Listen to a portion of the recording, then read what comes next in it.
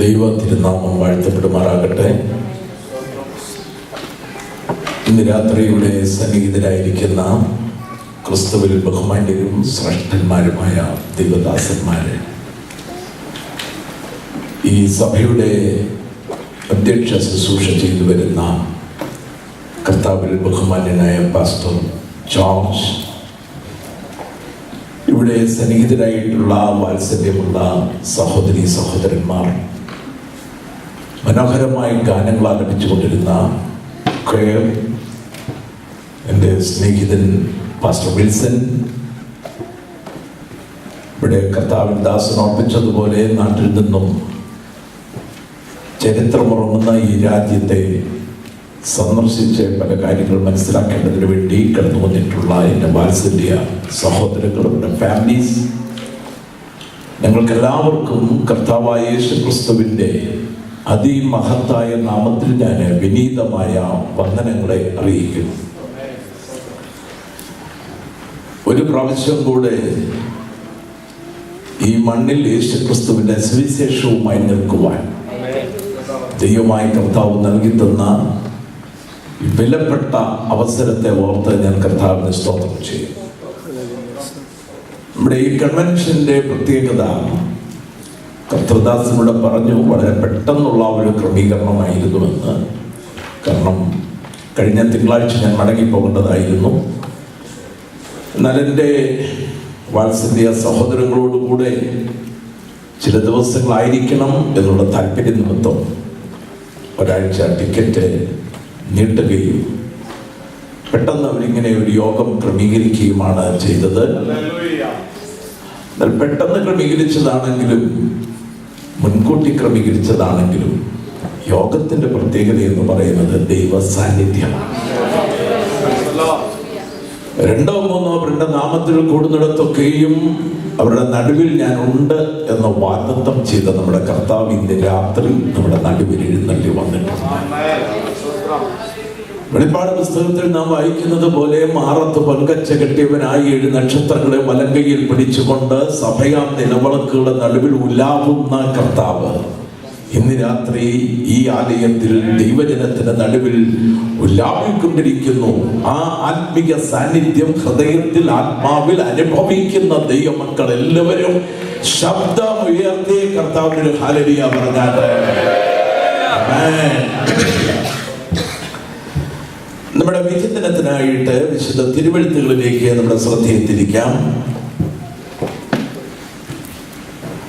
വിശുദ്ധ യോഹന്നാന്റെ സുവിശേഷം 2-ാം അധ്യായം അതിൻ്റെ 1 മുതൽ 11 വരെയുള്ള വാക്യങ്ങൾ ഞാൻ ഇവിടെ വായിക്കാം. വിശുദ്ധ ബൈബിൾ കൊണ്ടുവന്നിട്ടുള്ള എല്ലാവരും നിങ്ങളുടെ വിശുദ്ധ വേദപുസ്തകം തുറന്ന് ഞാൻ ഈ വായിക്കുന്ന ഭാഗങ്ങൾ പ്രത്യേകം ശ്രദ്ധിപ്പാൻ ഓർപ്പിക്കുന്നു. ഈ തിരുവചന ഭാഗത്തു നിന്നാണ് നാം ചില ആത്മീക ദൂതുകൾ ചിന്തിപ്പാൻ ആഗ്രഹിക്കുന്നത്. യോഹന്നാന്റെ സുവിശേഷം 2-ാം അധ്യായം 1 മുതൽ. 3-ാം നാൾ ഗലീലയിലെ കാനാവിൽ ഒരു കല്യാണമുണ്ടായി. യേശുവിന്റെ അമ്മ അവിടെ ഉണ്ടായിരുന്നു. യേശുവിനെയും ശിഷ്യന്മാരെയും കല്യാണത്തിന് ക്ഷണിച്ചിരുന്നു. വീഞ്ഞ് പോരാതെ വരികയാൽ യേശുവിന്റെ അമ്മ അവനോട് അവർക്ക് വീഞ്ഞില്ല എന്ന് പറഞ്ഞു. യേശു അവളോട്, സ്ത്രീയെ, എനിക്കും നിനക്കും തമ്മിൽ എന്ത്? എൻ്റെ നാഴിക ഇതുവരെ വന്നിട്ടില്ല എന്ന് പറഞ്ഞു. അവന്റെ അമ്മ ശുശ്രൂഷക്കാരോട്, അവൻ നിങ്ങളോട് എന്തെങ്കിലും കൽപ്പിച്ചാൽ അത് ചെയ്യുവീൻ എന്ന് പറഞ്ഞു. അവിടെ യഹൂദന്മാരുടെ ശുദ്ധീകരണ നിയമം അനുസരിച്ച് 2 3 പറ വീതം കൊള്ളുന്ന 6 കൽപാത്രം ഉണ്ടായിരുന്നു. യേശു അവരോട്, ഈ കൽപാത്രങ്ങളിൽ വെള്ളം നിറപ്പീൻ എന്ന് പറഞ്ഞു. അവർ വക്കോളവും നിറച്ചു. ഇപ്പോൾ കോരി വിരുന്നുവാഴിക്ക് കൊണ്ടുപോയി കൊടുപ്പീൻ എന്ന് അവൻ പറഞ്ഞു. അവർ കൊണ്ടുപോയി കൊടുത്തു. അത് എവിടെ നിന്ന് എന്ന് വെള്ളം കോരിയ ശുശ്രൂഷക്കാരല്ലാതെ വിരുന്നുവാഴി അറിഞ്ഞില്ല. വീഞ്ഞായി തീർന്ന വെള്ളം വിരുന്നുവാഴി രുചി നോക്കിയാറ് മണവാളനെ വിളിച്ചു. എല്ലാവരും ആദ്യം നല്ല വീഞ്ഞും ലഹരി പിടിച്ച ശേഷം വിളപ്പമായതും കൊടുക്കുമാറുണ്ട്. നീ നല്ല വീഞ്ഞ് ഇതുവരെയും സൂക്ഷിച്ചു വെച്ചുവല്ലോ എന്ന് അവനോട് പറഞ്ഞു. യേശു ഇതിനെ അടയാളങ്ങളുടെ ആരംഭമായി ഗലീലയിലെ കാനാവിൽ വെച്ച് ചെയ്തു. തന്റെ മഹത്വം വെളിപ്പെടുത്തി അവന്റെ ശിഷ്യന്മാർ അവനിൽ വിശ്വസിച്ചു. Praise God. പുതിയ നിയമത്തിലെ 27 പുസ്തകങ്ങളിൽ ആദ്യത്തെ 4 പുസ്തകങ്ങളാണ് സുവിശേഷ ഗ്രന്ഥങ്ങൾ എന്ന് നാം അറിയുന്നു. 4 സുവിശേഷങ്ങളിൽ വിശുദ്ധ മത്തായി സുവിശേഷം എഴുതിയിരിക്കുന്നത് യഹൂദന്മാരെ ഉദ്ദേശിച്ചുകൊണ്ടാണ്. ആ ഗ്രന്ഥത്തിൽ യേശുക്രിസ്തുവിനെ രാജാതി രാജാവ് എന്ന് ചിത്രീകരിക്കുകയും ചെയ്തിരിക്കുന്നു. മർക്കോസ് സുവിശേഷം എഴുതിയിരിക്കുന്നത് റോമാക്കാരെ ഉദ്ദേശിച്ചുകൊണ്ടാണ്.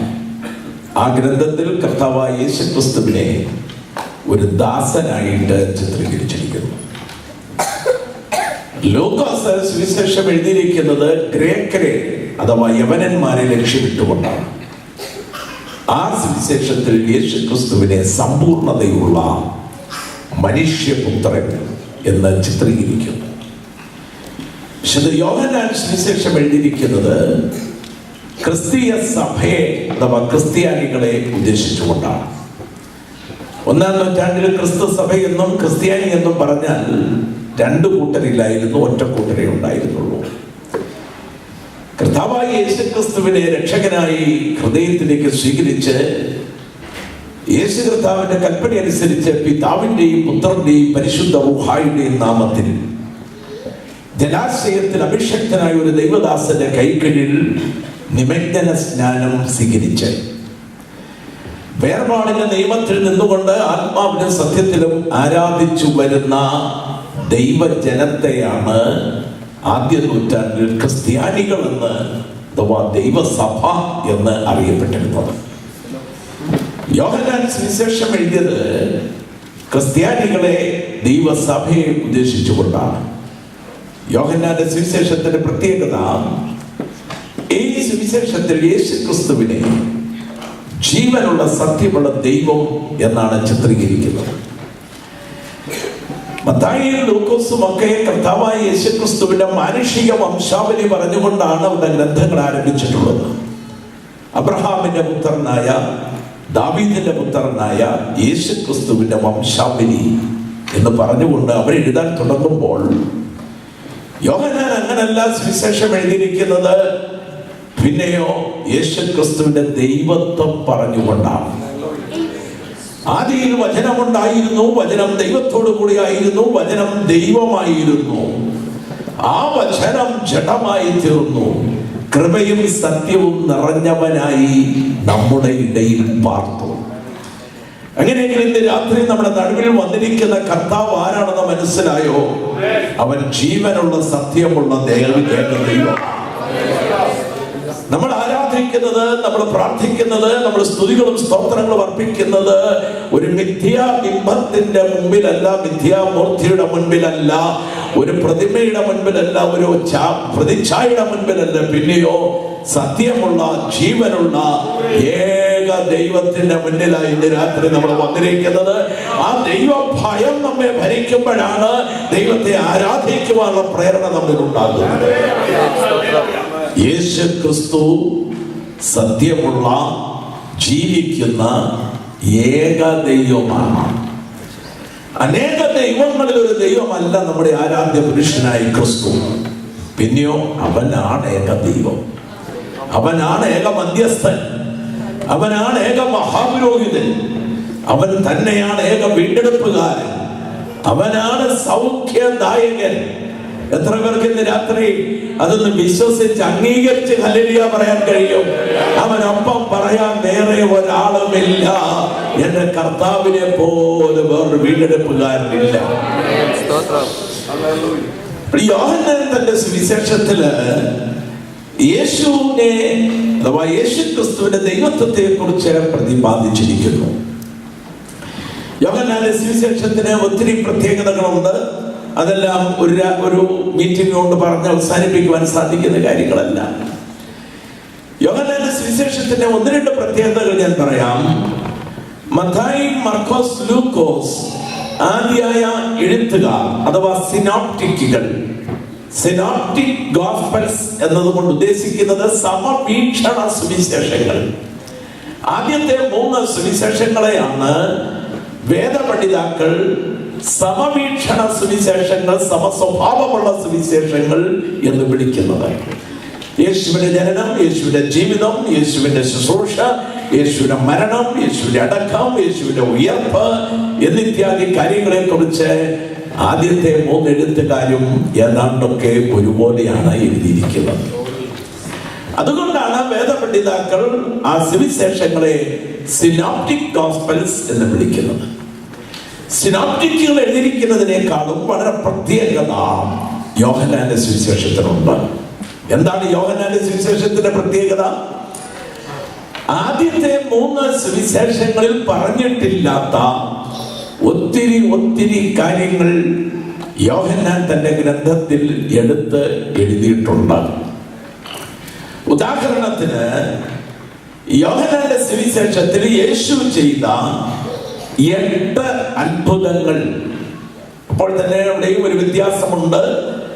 മത്തായിയും മർക്കോസും ലൂക്കോസും അത്ഭുതം എന്ന് പറയുമ്പോൾ ആ പദം യോഹന്നാൻ ഉപയോഗിക്കുന്നതിന് പകരം അടയാളം എന്ന പദമാണ് ഉപയോഗിക്കുന്നത്.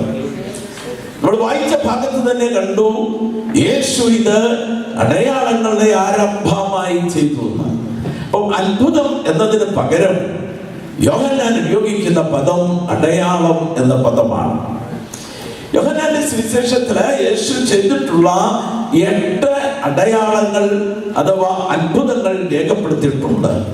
അതിൽ 6 എണ്ണവും ഈ സുവിശേഷത്തിൽ മാത്രം പറഞ്ഞിട്ടുള്ളതാണ്. മറ്റു സുവിശേഷങ്ങളിലുള്ള 2 കാര്യങ്ങൾ യോഹന്നാന്റെ സുവിശേഷത്തിൽ എടുത്ത് എഴുതിയിട്ടുമുണ്ട്. പോകട്ടെ, അതൊക്കെ പഠനത്തിന് വേണ്ടി ഞാൻ സൂചിപ്പിച്ചു എന്ന് മാത്രമേ ഉള്ളൂ.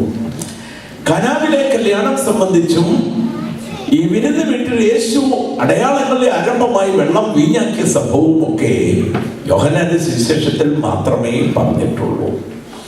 നാം വായിച്ച തിരുവചന ഭാഗം അടയാളങ്ങളുടെ ആരംഭമായി കർത്താവ് ചെയ്ത ഒരു അത്ഭുത പ്രവൃത്തിയാണ്.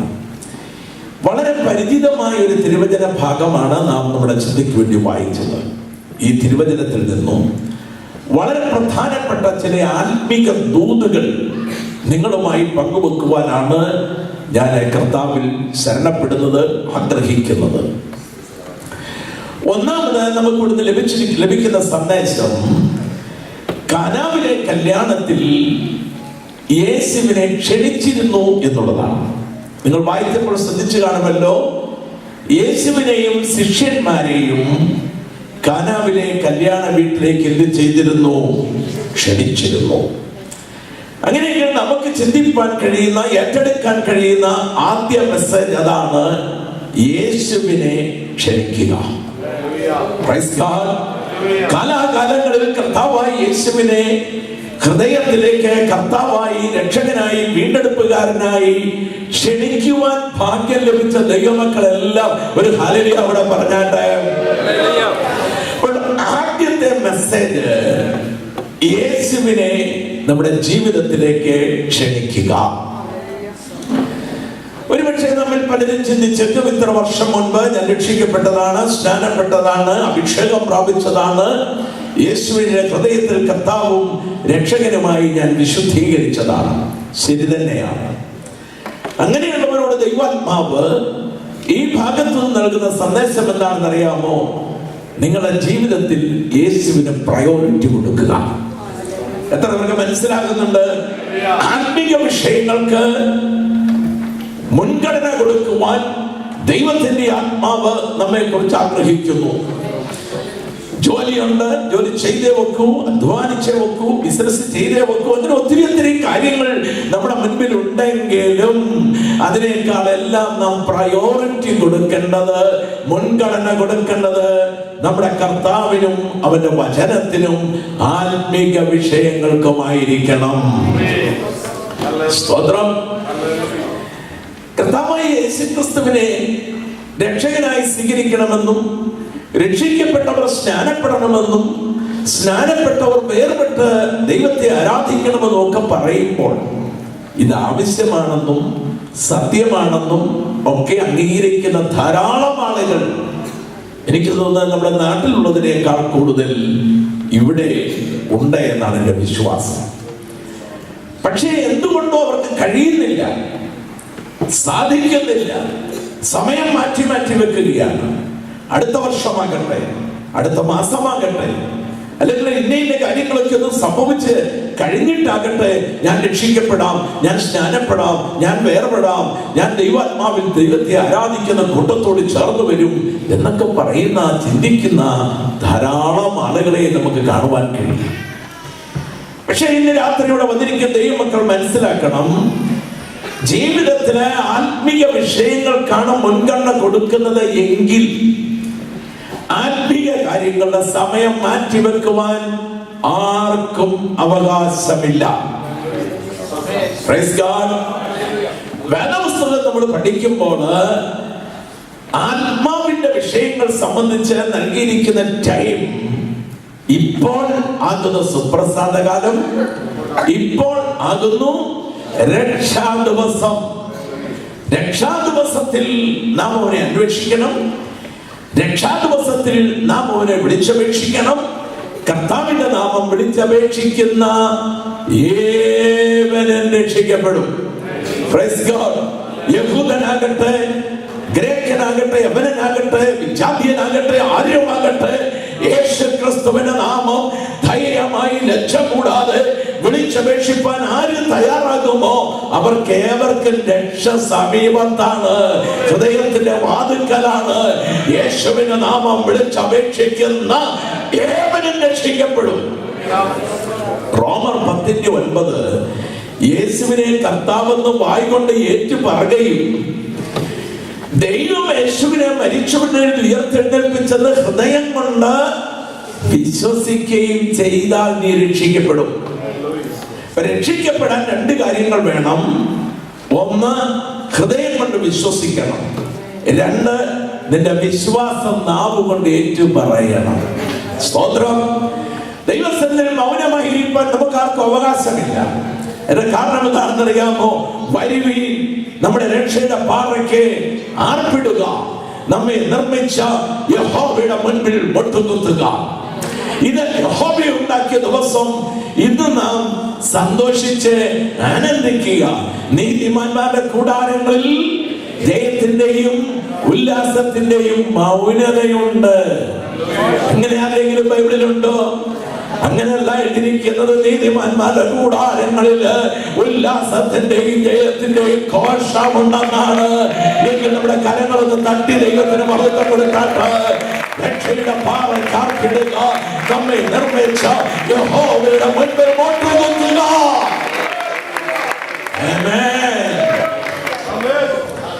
രക്ഷയുടെ സമയം മാറ്റിവെക്കുവാൻ അവകാശമില്ല. സ്നാനത്തിന്റെ സമയം മാറ്റിവെക്കുവാൻ എനിക്ക് അവകാശമില്ല. നാട്ടിൽ പോകുന്ന ഡേറ്റ് വേണമെങ്കിൽ മാറ്റിവെക്കാം.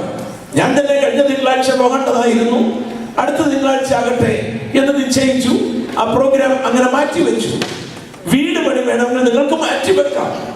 ഇന്ന് ജോലിക്ക് പോകണ്ടായെങ്കിൽ നിങ്ങൾ വിളിച്ച് സിക്ക് പറയുക എന്ന് പറയുക ചെയ്താൽ ലീവ് എടുക്കാം, അവധി എടുക്കാം. പക്ഷേ രക്ഷയുടെ സമയം മാറ്റിവെക്കാൻ ഒക്കത്തില്ല.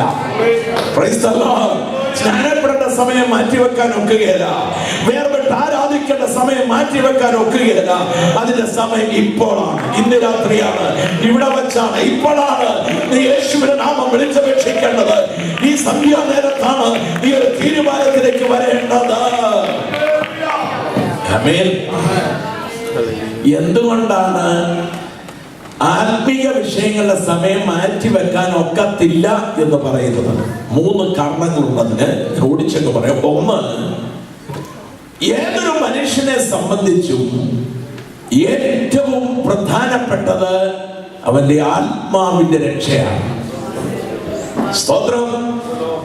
ജോലി നേടുന്നതോ, സമ്പാദ്യം ഉണ്ടാക്കുന്നതോ, വസ്തുവകൾ നേടുന്നതോ, കെട്ടിടം പണിയുന്നതോ, മക്കളെ വളർത്തുന്നതോ, ഇതൊക്കെ രണ്ടാമത്തെയും മൂന്നാമത്തെയും കാര്യം.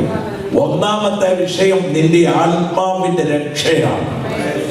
അതുകൊണ്ടാണ് കർത്താവ് പറഞ്ഞത്, ഒരു മനുഷ്യൻ സർവ്വ ലോകവും നേടിയാലും അവന്റെ വിലയേറിയ ആത്മാവിനെ നഷ്ടമാക്കിയാൽ എന്ത് പ്രയോജനം? ഏറ്റവും പ്രധാനപ്പെട്ടത് നമ്മുടെ ആത്മാവിന്റെ രക്ഷയാണെന്ന് തിരിച്ചറിയണം. രണ്ടാമത്തെ കാരണം, മനുഷ്യന്റെ മരണം എപ്പോഴാണെന്നുള്ളത് നിശ്ചയമല്ല. സ്തോത്രം. മനസ്സിലാകുന്നുണ്ട്? ആരും ഭയപ്പെടേണ്ട കാര്യമില്ല. ഒരിക്കൽ മരണവും പിന്നെ ന്യായവിധിയും ദൈവം നിയമിച്ചിരിക്കുന്നു. പക്ഷെ സമയം പറഞ്ഞില്ല എപ്പോഴാണെന്ന്. മരണം നിശ്ചയം, സമയം നിശ്ചയമല്ല. അതുകൊണ്ട് നീ രക്ഷിക്കപ്പെടേണ്ടത് ഇപ്പോഴാണ്. മാറ്റിവെക്കുവാൻ അവകാശമില്ല. ഇപ്പോൾ രക്ഷിക്കപ്പെടണം. കർത്താവിന്റെ കൽപ്പന അനുസരിപ്പാൻ തീരുമാനമെടുക്കണം. മൂന്നാമത്തെ കാരണം, ഒരു മനുഷ്യന്റെ മരണശേഷം ഏതെങ്കിലും കർമ്മങ്ങൾ നടത്തിയോ കൂദാശകൾ നടത്തിയോ അനുഷ്ഠാനങ്ങളിലൂടെയോ അതെ ആചാരങ്ങളിലൂടെയോ അവന്റെ ആത്മാവിനെ സ്വർഗത്തിലെത്തിക്കാൻ ഒരു മാർഗമുണ്ടെന്ന് വേദപുസ്തകം പഠിപ്പിക്കുന്നില്ല. ഒന്നും കൂടെ തുറന്നു പറഞ്ഞാൽ, ഒരു മനുഷ്യന്റെ മരണശേഷം അവന്റെ ആത്മാവിനെ ശുദ്ധീകരിച്ച് സ്വർഗത്തിലേക്ക് എടുക്കുന്ന അതിനിടയ്ക്ക് ബസ്പുഖാന എന്നൊരു സ്ഥലമില്ല. അതുകൊണ്ട് തന്നെ ഇന്ന് രാത്രി ഇപ്പോൾ ഇവിടെ വെച്ച് ഞാൻ യേശുവിന് വേണ്ടി സമർപ്പിക്കപ്പെടണം. ഈ സന്ധ്യയിൽ ഇവിടെ വെച്ച് ഇപ്പോൾ തന്നെ ആത്മീയ വിഷയങ്ങൾക്ക് ഞാൻ മുൻഗണന കൊടുക്കണം. ജീവിതത്തിൽ പരാജയവശങ്ങൾ ഉണ്ടെങ്കിൽ ദൈവദാസനോട് ഓർപ്പിച്ചതുപോലെ അവയെ ഒന്ന് തിരുത്തി പ്രാർത്ഥനയ്ക്ക് മുൻതൂക്കം കൊടുക്കുവാൻ, ആരാധനയ്ക്ക് മുൻതൂക്കം കൊടുക്കുവാൻ, ഉപവാസത്തിന് മുൻതൂക്കം കൊടുക്കുവാൻ, ആത്മാക്കളെ നേടുന്നതിന് പ്രയോറിറ്റി കൊടുക്കുവാൻ, ഈ ദേശത്തെ സുവിശേഷീകരിപ്പാൻ എന്നാൽ ആവോളം ഞാൻ ചെയ്യുമെന്ന് തീരുമാനമെടുക്കുവാൻ എത്ര ദൈവമക്കൾക്ക് കഴിയും? ഇപ്പോഴാണ് ദൈവം നമുക്ക് തന്നിരിക്കുന്ന സമയം. കരങ്ങളെ ഉയർത്തി ഒന്നുകൂടെ ഒരു ഹല്ലേലൂയ പറയട്ടെ. ആമേൻ. ഈ സമയം മാറ്റി വെക്കുന്നവരെ കുറിച്ച് അങ്ങനെയുള്ള ധാരാളം ആളുകളെ ഞങ്ങളുടെ പ്രേക്ഷിത ദൗത്യത്തിനിടയിൽ കണ്ടുമുട്ടാറുണ്ട്. സത്യമാണ് ഉപദേശിച്ച് നിങ്ങൾ പറയുന്നത്. പക്ഷേ എനിക്ക് ഇന്ന കാര്യങ്ങൾ കൂടിയൊക്കെ കഴിഞ്ഞിട്ടേ തീരുമാനങ്ങൾ എടുക്കാൻ പറ്റൂ, അല്ലെങ്കിൽ അടുത്ത വർഷത്തെ കൺവെൻഷനിലാകട്ടെ എന്നൊക്കെ പറയുന്ന ധാരാളം ആളുകളുമായിട്ട് ഞങ്ങൾ നാട്ടിൽ ബന്ധപ്പെടാറുണ്ട്. അങ്ങനെയുള്ളവരെ കാണുമ്പോൾ ബൈബിളിലെ ഒരു വേദഭാഗമാണ് എൻ്റെ ഓർമ്മയിലേക്ക് വരുന്നത്. നമ്മുടെ കർത്താവായ യേശു ക്രിസ്തു 5 അപ്പം കൊണ്ട് 5000 പുരുഷന്മാരെ, സ്ത്രീകളും കുട്ടികളും വേറെ എന്നും പറഞ്ഞിട്ടുണ്ട്, അവരെ പോഷിപ്പിച്ചു. അനന്തരമായിട്ട് കർത്താവ് ശിഷ്യന്മാരോട് പറഞ്ഞു, നിങ്ങൾ പടകിൽ കയറി അക്കരയ്ക്ക് പോണമെന്ന് പറഞ്ഞു. യേശുവോ പ്രാർത്ഥിക്കേണ്ടതിന് മലമേൽ കയറിപ്പോയി. ശിഷ്യന്മാർ കർത്താവിന്റെ വാക്കനുസരിച്ച് പടകിൽ കയറി തണ്ട് വലിച്ച് യാത്ര ആരംഭിച്ചു. ഇവിടെ ശ്രദ്ധിച്ചോണേ, യാത്ര ആരംഭത്തിൽ ശുഭകരമായിരുന്നു, സന്തോഷകരമായിരുന്നു, ഉത്സാഹത്തോടെയാണ്, ആവേശത്തോടെയാണ് അവർ പുറപ്പെട്ടത്. പക്ഷെ നിങ്ങൾക്ക് കേൾക്കണമോ, കുറെ കഴിഞ്ഞപ്പോൾ അവർ സഞ്ചരിക്കുന്ന പടകാടുവാനും ഉലയുവാനും തുടങ്ങി. കാറ്റ് പ്രതികൂലമായി വീശാൻ തുടങ്ങി. തിരകൾ അടിച്ചുയർന്നു. Praise God. അവിടുന്നൊക്കെ ഞാൻ ചില ആത്മീക ദൂതുകൾ ദൈവമക്കളോട് പറയാം. ആത്മാവ് ചില ദൂതുകൾ നമുക്ക് തരുന്നുണ്ട്. പടക അടി ഉലഞ്ഞ നേരത്ത് നമ്മൾ എഴുതിയിരിക്കുന്നത്, അവിടെ വായിക്കുന്നത്, തണ്ട് വലിച്ചവർ കുഴഞ്ഞെന്നാണ്. പഠിച്ചതും പരിചയിച്ചതും സ്വന്തം ബുദ്ധിയിൽ ഉരുത്തിരിഞ്ഞതും ഒക്കെ പ്രയോഗിച്ചു. Praise God. പക്ഷെ ഒന്ന് അവർക്ക് മനസ്സിലായി, പ്രതീക്ഷയ്ക്കൊരു വകയുമില്ല. ഹല്ലേലൂയ. ആ ചിന്താഗതിയിൽ, ആ അനുഭവത്തിൽ ഇന്ന് രാത്രി ഏതെങ്കിലും കുടുംബം, ഏതെങ്കിലും വ്യക്തിയുടെ ഇരിപ്പുണ്ടെങ്കിൽ നിങ്ങളോട് പരിശുദ്ധാത്മാവിന് സംസാരിപ്പാനുണ്ട്. ആശയറ്റെന്ന് തോന്നുന്നെങ്കിൽ, നിരാശയിൽ താഴുന്നെങ്കിൽ, പ്രതീക്ഷയ്ക്ക് വകയില്ലെന്ന് നീ പറയുന്നെങ്കിൽ, പരിചയിച്ചതും പഠിച്ചതും എല്ലാം നോക്കിയിട്ടും ഇനി ഒരു ആശയില്ലെന്നാണ് ചിന്തിക്കുന്നതെങ്കിൽ, ഇന്ന് രാത്രി ആത്മാവ് പറയുന്നു, നിനക്കൊരു വിടുതലുണ്ട്, നിനക്ക് പ്രതീക്ഷയ്ക്ക് വകയുണ്ട്, നിനക്ക് ഒരു അത്ഭുതം ചെയ്യാൻ ദൈവം ആഗ്രഹിക്കുന്നു. ഹല്ലേലൂയ. പരിശുദ്ധാത്മാവ് നിനക്ക് വേണ്ടി ഒരു വഴി ഒരുക്കിയിട്ടുണ്ട്. ആമേൻ. വളരെ ഇവർ അവശരായി തണ്ട് വലിച്ചു കൊള്ളുന്ന ആ സമയം ഇവരെന്ത് ചെയ്തെന്നറിയാമോ? തല ഉയർത്തിയൊന്നും നോക്കി. അതൊരു ദൂതാണ്. ഇതുവരെ അവരെ കേട്ടത് കാറ്റിന്റെ ചൂളംവിളിയായിരുന്നു. ഇതുവരെ അവർ കണ്ടത് തിരകൾ അടിച്ചുയരുന്നതായിരുന്നു. ഇതുവരെ അവർ അനുഭവിച്ചത് ആടി ഉലയുന്ന മുങ്ങുവാൻ തുടങ്ങുന്ന പടകായിരുന്നു. എന്നാൽ തല ഉയർത്തി നോക്കിയപ്പോൾ അവർ യേശുവിനെ കണ്ടു. സ്തോത്രം, സ്തോത്രം. നമ്മൾ പലപ്പോഴും ദർശിക്കുന്നത് എന്താണെന്ന് ചോദിച്ചാല്, നമ്മുടെ പടകിനെ മുക്കാനായിട്ട് അതിശക്തിയോടെ വീശിയടിക്കുന്ന കൊടുങ്കാറ്റിന്റെ ചൂളംവിളിയും പടകിനെതിരെ അടിച്ചുയരുന്ന തിരയുടെ വലിപ്പവും ഒക്കെ കണ്ട് എന്ത് ചെയ്യേണ്ടുവെന്നറിയാതെ ആശയക്കുഴപ്പത്തിലായി നിൽക്കുന്നുവെങ്കിൽ ഇന്ന് രാത്രി ആത്മാവ് നമ്മോട് പറയുന്നത്, നീ അതിനെ നോക്കുന്നത് നിർത്ത്, ആ പ്രതികൂലത്തെ നോക്കുന്നത് നിർത്ത്, നിന്റെ രോഗത്തിന്റെ സങ്കീർണത വർണ്ണിക്കുന്നത് നീ അവസാനിപ്പിക്കുക, നിന്റെ ഇല്ലായ്മയെ കുറിച്ചുള്ള ആവലാതി പറച്ചില് നീ ഇന്നിന്റെ സന്ധ്യയിൽ അവസാനിപ്പിക്കുക. എന്നിട്ട് എന്തോ ചെയ്യണം? നീ കണ്ണുയർത്തി തല ഉയർത്തി ഒന്ന് നോക്കിയാൽ യേശുവിനെ കാണും. തല ഉയർത്തി നോക്കിയപ്പോൾ യേശുവിനെ കണ്ടു. യേശു എങ്ങനെയാ വരുന്നത് നിങ്ങൾക്ക് മനസ്സിലായോ? നമ്മുടെ കർത്താവ് തിരകളുടെ മീതെ പാദങ്ങൾ ചവിട്ടിയാ വരുന്നത്. അവിടെ ദൂതുണ്ട് നമുക്ക്. സ്തോത്രം. 10 അടി ഉയരത്തിലാണ് തിര വരുന്നതെങ്കിൽ യേശുവിന്റെ പാദം അതിന്റെ മീതെയാണ്. 50 അടി ഉയരത്തിലാണ് തിരയടിക്കുന്നതെങ്കിൽ അപ്പോഴും നോക്കുമ്പോൾ യേശുവിന്റെ പാദം അതിന്റെ മീതെയാണ്. വലിയ പർവ്വതം പോലെ സുനാമി ആയിട്ടാണ് വരുന്നതെങ്കിൽ നീ കണ്ണുയർത്തി നോക്കിയാൽ കാണും അപ്പോഴും യേശുവിന്റെ പാദം അതിന്റെ മീതെയാണ്. എത്ര ദൈവമക്കൾക്ക് ഇന്ന് രാത്രി ദൂത് മനസ്സിലാകുന്നുണ്ട്? നിന്റെ ജീവിത പടകിനെ തകർത്ത് കളയുവാൻ, വിശ്വാസ പടകിനെ ഉടച്ച് കളയുവാൻ, നിന്നെ ഒരു ചിന്താ വിഷയമാക്കുവാൻ, നിന്നെ ഈ സമുദ്രത്തില് മുക്കി ഇല്ലാതാക്കാനായിട്ട് ശ്രമിക്കുന്ന തിരകളുടെ മേൽ അധികാരമുള്ള ഒരുവൻ, ആ രോഗത്തിന്റെ മേൽ അധികാരമുള്ള ഒരുവൻ, ആ കഷ്ടതയുടെ മേൽ അധികാരമുള്ള ഒരുവൻ, ആ പ്രതികൂലത്തിന്റെ മേൽ അധികാരമുള്ള ഒരുവൻ ഇന്ന് രാത്രി യോഗത്തിനെഴുന്നള്ളി വന്നിട്ടുണ്ട്. വിശ്വസിക്കുന്ന ദൈവമക്കൾ കരങ്ങൾ അടിച്ചവന് മഹത്വം കൊടുത്ത് സ്തോത്രം ചെയ്യുക. എന്റെ യേശു അവൻ അധികാരമുള്ളവനാണ്. അവൻ വിടുവിക്കുവാൻ, സൗഖ്യമാക്കുവാൻ, എഴുന്നേൽപ്പിക്കുവാൻ, അത്ഭുതം ചെയ്യുവാൻ അവൻ അധികാരമുള്ള ദൈവമാണ്.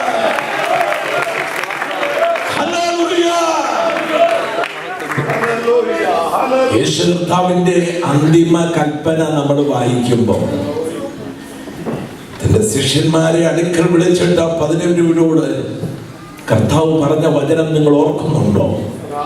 സ്വർഗത്തിലും ഭൂമിയിലും സകല അധികാരവും എനിക്ക് നൽകപ്പെട്ടിരിക്കുന്നു, ആകയാൽ നിങ്ങൾ പുറപ്പെട്ടു പോകുകയും. അപ്പോൾ സ്വർഗത്തിലും ഭൂമിയിലും സകല അധികാരവും പ്രാപിച്ച ഒരു കർത്താവിനെ ഞാൻ അബ്ബായി. പിന്നെ എന്തിനെന്റെ മുഖം മാറണം? എന്തിന് ഞാൻ പിറവിറുക്കണം? എന്തിന് ഞാൻ അപരാധി പറയണം? എന്തിന് ഞാൻ സംശയിക്കണം? എന്തിന് ഞാൻ നോക്കി എതിർക്കണം? വേണ്ട വേണ്ട. ഇന്ന് രാത്രി ചിന്താഗതിയിൽ ഒരു മാറ്റം വരട്ടെ.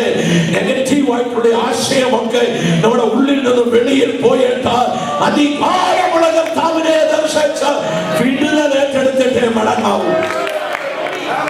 ആമേൻ. മറ്റൊരു ദൂതും കൂടെ നമുക്ക് അവിടെ ഉള്ളത്, ശിഷ്യന്മാര് തമ്മിൽ പറഞ്ഞു കാണും. ഗുരു പറഞ്ഞിട്ടാണല്ലോ നമ്മൾ യാത്ര തിരിച്ചത്, പക്ഷേ 1-ാം യാമത്തിൽ അവൻ വന്നില്ലല്ലോ. ഗുരു പറഞ്ഞിട്ടാണല്ലോ നമ്മൾ യാത്ര ആരംഭിച്ചത്, 2-ാം യാമത്തിൽ അവൻ വന്നില്ലല്ലോ.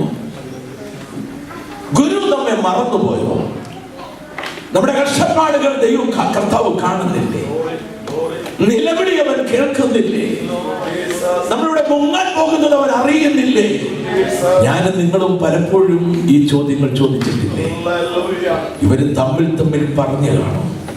ശരിയാണ്, 1-ാം യാമത്തിൽ അവൻ വന്നില്ല, 2-ാം യാമത്തിൽ അവൻ വന്നില്ല, 3-ാം യാമത്തിൽ അവൻ വന്നില്ല, 4-ാം യാമത്തിൽ വരുമെന്നല്ല ഞാൻ പറയാൻ പോകുന്നത്. ഞാനൊരു ദൂതാത്മാവിൽ പറയാം, നിന്റെ പടക് മുങ്ങുന്നതിന് മുമ്പ് അവൻ വരും. അത്ര പേർക്ക് വചനം മനസ്സിലായി? പടക് തകരുന്നതിന് മുമ്പ് അവൻ വരും. എന്റെ സമയത്തല്ല കർത്താവ് വരുന്നത്, അവന്റെ സമയത്ത് അവൻ വരും. എന്റെ പടക് തകരുന്നതിന് മുൻപ്, എന്റെ തലമുറ തകരുന്നതിന് മുൻപ്, എന്റെ കുടുംബം തകരുന്നതിന് മുൻപ്, ഞാനൊരു നിന്ദാവിഷയമാകുന്നതിന് മുൻപ്, ശത്രു എന്നെ തകർക്കുന്നതിന് മുമ്പ് എന്റെ കർത്താവ് വരിക തന്നെ ചെയ്യും. ദൂത് നമ്മൾ തിരിച്ചറിയണം. എന്റെ സമയമല്ല കർത്താവിന്റെ സമയം, അവന്റെ സമയം. സ്തോത്രം. അത് പടക് മുങ്ങുന്നതിന് മുമ്പ് സംഭവിച്ചു. പക്ഷെ നമ്മുടെയൊക്കെ ആഗ്രഹം എന്താണെന്ന് ചോദിച്ചാൽ ഇപ്പോൾ കർത്താവ് ഒന്ന് പ്രവർത്തിക്കണം, ഇപ്പോൾ ഒരു അത്ഭുതം ചെയ്യണം, ഇപ്പോഴൊരു അടയാളം ചെയ്യണം, ഇന്ന് തന്നെ എന്റെ പ്രാർത്ഥനയ്ക്ക് മറുപടി കിട്ടണം. അങ്ങനല്ല. പിന്നെ അവന്റെ സമയത്ത് അവന്റെ മഹത്വത്തിന് വേണ്ടി അവൻ പ്രവർത്തിക്കണം. ഇപ്പോൾ നീ പറയുന്നത് നിന്റെ മഹത്വത്തിന്, എന്റെ പ്രാർത്ഥനയ്ക്ക്, എന്റെ പ്രാർത്ഥന കൊണ്ട്, എന്റെ വിശുദ്ധി കൊണ്ട്, എന്റെ വേർപാട് കൊണ്ട് ഇന്നത് സംഭവിച്ചുവെന്ന് നീ നിന്നെ തന്നെ ഉയർത്താനായിട്ട് നിന്റെ സമയത്തല്ല, അവന്റെ നാമത്തിന് മഹത്വം ഉണ്ടാകേണ്ടതിന് അവന്റെ സമയത്ത് അവൻ വരിക തന്നെ ചെയ്യും. അവൻ വന്നാൽ നിന്നെ നിന്ദിച്ചവരുടെ നടുവിൽ നിന്റെ ശിരസ്സ് അവൻ ഉയർത്തും.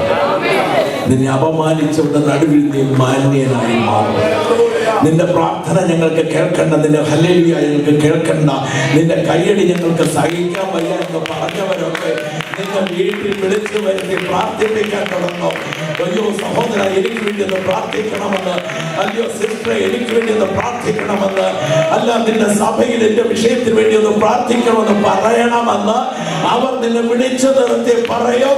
അവൻ വരിക തന്നെ ചെയ്യും പടകം പൊങ്ങുന്നതിന് മുമ്പ്.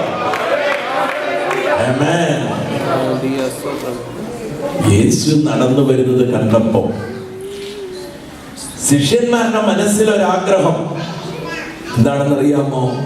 യേശുവിനെ കൂടെ പടകിലൊന്ന് കയറ്റണം. നിങ്ങളുടെ യോഹന്നാന്റെ സുവിശേഷം 6-ാം അധ്യായം വീട്ടിൽ പോയി വായിക്കണം. യേശുവാണെന്ന് മനസ്സിലായപ്പോൾ യേശുവിനെ കൂടെ പടകിൽ കയറ്റാൻ അവർ ആഗ്രഹിച്ചു. അടുത്ത വാക്യം ഇങ്ങനെ എഴുതിയിരിക്കുന്നത്, ഈശോയെ പടകിൽ കയറ്റുന്നതിന് മുൻപ് അവരുടെ പടക് തീരം അടഞ്ഞു. അവിടുന്നൊരു ദൂത് എനിക്ക് പറയാനായിട്ടുണ്ട്, ദൈവാത്മാവ് തന്നത്. എപ്പോഴാ യേശുവിനെ സ്വീകരിക്കേണ്ടത്, എപ്പോഴാ സ്നാനപ്പെടേണ്ടത്, എപ്പോഴാ വേർപെടേണ്ടത്? നാളെ മറ്റന്നാളുമല്ല, നിന്റെ പടക് തീരമണയുന്നത്. എത്ര പേർക്ക് കാര്യം മനസ്സിലായെന്ന് എനിക്കറിയത്തില്ല. നിന്റെ പടക് തീരമണയുന്നതിന് മുൻപ് നീ രക്ഷിക്കപ്പെട്ടോണം.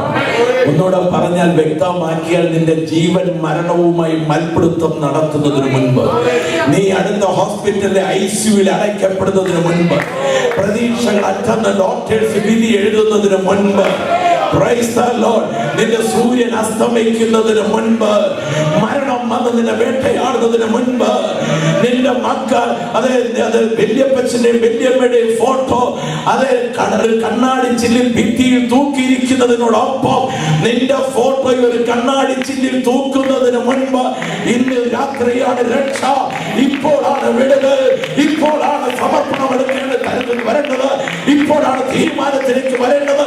ഇപ്പോൾ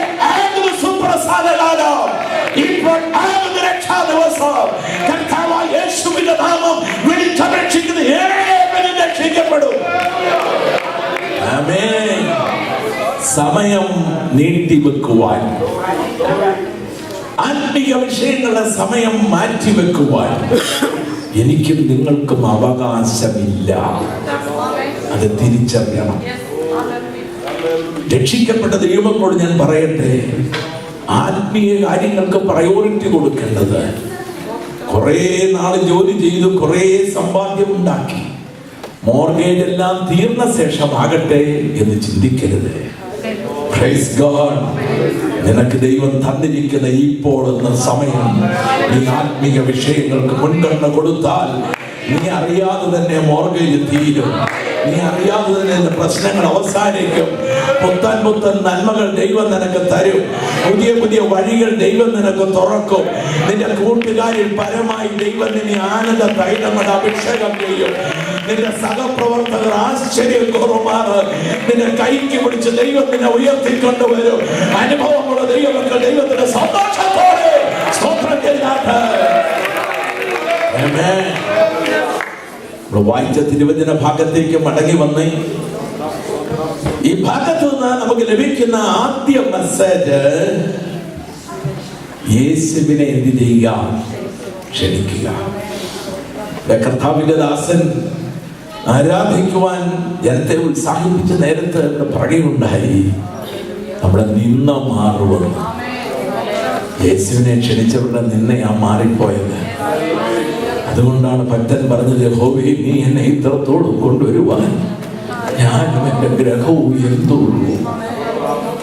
ഒരു സ്തോത്രം പറയാൻ പറ്റും. ഞാനും എന്റെ ഗ്രഹവും എന്തുള്ളൂ എന്നെ ഇത്രത്തോളം കൊണ്ടുവരുവാൻ. Praise God. യേശുവിനെ ക്ഷണിച്ചത് കൊണ്ടല്ലേ നമ്മുടെ നിന്ന മാറിപ്പോയത്. യേശു വീട്ടിൽ വന്നത് കൊണ്ടല്ലേ പ്രശ്നങ്ങൾക്ക് പരിഹാരമുണ്ടായത്. എങ്ങനെ എങ്ങനെ എന്ന് ചോദിച്ച് ആശയ സംഘടനത്തിൽ നമ്മൾ വളരെ വേദനിച്ച നേരത്ത് നമ്മുടെ കർത്താവ് നമ്മുടെ വീട്ടിൽ ഉണ്ടായിരുന്നതാണ് നമ്മുടെ വിടുതലിന് കാരണം, നിന്ന മാറിപ്പോകാൻ കാരണം. ഇത് നമുക്കതിലെ രണ്ടാമത്തെ ആത്മീയ ചിന്തയിലേക്ക് വരാം. യേശു ഉണ്ടായിരുന്ന വീട്ടിലും ഒരു പ്രതിസന്ധി ഉണ്ടായി. നമ്മുടെയൊക്കെ ചിന്താഗതി എല്ലാം ചോദിച്ചാൽ, ഞാൻ രക്ഷിക്കപ്പെട്ടു, ഞാൻ സ്നാനപ്പെട്ടു, ഞാൻ വേർപെട്ടു, പരിശുദ്ധാത്മ സ്നാനം പ്രാപിച്ചു, ഞാൻ ടൈത്ത് കൊടുക്കുന്നുണ്ട്, അല്ലാതെയും സ്വമേധയായും ഒക്കെ കൊടുക്കുന്നുണ്ട്, ഇനി എനിക്കൊരു പ്രശ്നവും ഉണ്ടാകാൻ പാടില്ല എന്ന് ചിന്തിക്കുന്നവരുണ്ട്. ആ ചിന്ത തെറ്റാണ്. ആ ചിന്ത തെറ്റാണ്. യേശു ഉണ്ടായിരുന്ന വീട്ടിലും പ്രശ്നങ്ങളുണ്ടായി. യേശു സ്നേഹിച്ച വീടാണ് ലാസറിന്റെ ഭവനം, ബഥാനിയയിലെ ലാസറിന്റെ ഭവനം. അവിടെയും പ്രതിസന്ധി ഉണ്ടായി. Praise God. അവിടെയും രോഗമുണ്ടായി, അവിടെയും മരണമുണ്ടായി, അവിടെയും വിലാപമുണ്ടായി, അവിടെയും കണ്ണുനീരുണ്ടായി. യേശു ഉണ്ടായിരുന്ന വീട്ടിലും പ്രതിസന്ധി ഉണ്ടായെങ്കിൽ ദൈവമക്കൾക്ക് ഒത്തിരി പോരുകളും പോരാട്ടങ്ങളും ഉണ്ടാകും. ഒത്തിരി ഒത്തിരി പ്രശ്നങ്ങളിലൂടെയും വേദനകളിലൂടെയും നമ്മൾ കടന്നു പോകേണ്ടി വരും. എന്നാ പിന്നെ എന്താ ഉപദേശി വ്യത്യാസമെന്ന് നിങ്ങൾ ചോദിച്ചേക്കാം. രക്ഷിക്കപ്പെടാത്തവനും രക്ഷിക്കപ്പെട്ടവനും തമ്മിലുള്ള വ്യത്യാസം എന്താണ്? ഞാൻ പറയാം വ്യത്യാസം എന്താണെന്ന്. കൊടുങ്കാറ്റടിച്ചപ്പോൾ രക്ഷിക്കപ്പെട്ടവന്റെ റബ്ബർമരവും അറിയും, രക്ഷിക്കപ്പെടാത്തവന്റെ റബ്ബർമരവും അറിയും. എന്നാൽ രക്ഷിക്കപ്പെടാത്തവനുണ്ടല്ലോ, ശേഷിക്കുന്ന റബ്ബർ മരത്തിൽ ഒരു കയറിൽ ജീവിതം അവസാനിപ്പിച്ചു. പത്രത്തിൽ വായിച്ചിട്ടില്ലേ? റബ്ബർ മരം ഉണ്ടായിരുന്നത് 100-ൽ 90 മറിഞ്ഞു, 10 നിന്നു. അതിൽ ഒരെണ്ണത്തിൽ ഒരു കയറിൽ തൂങ്ങി ജീവിതം അവസാനിപ്പിച്ചു. എന്നാൽ രക്ഷിക്കപ്പെട്ട ദൈവവേദന പറയും, ദൈവം തന്നെ സ്നേഹിക്കുന്നവർക്ക്, നിർണയപ്രകാരം വിളിക്കപ്പെട്ടവർക്ക് സകലവും നന്മയ്ക്കായി കൊടുത്തിരിക്കുന്നു.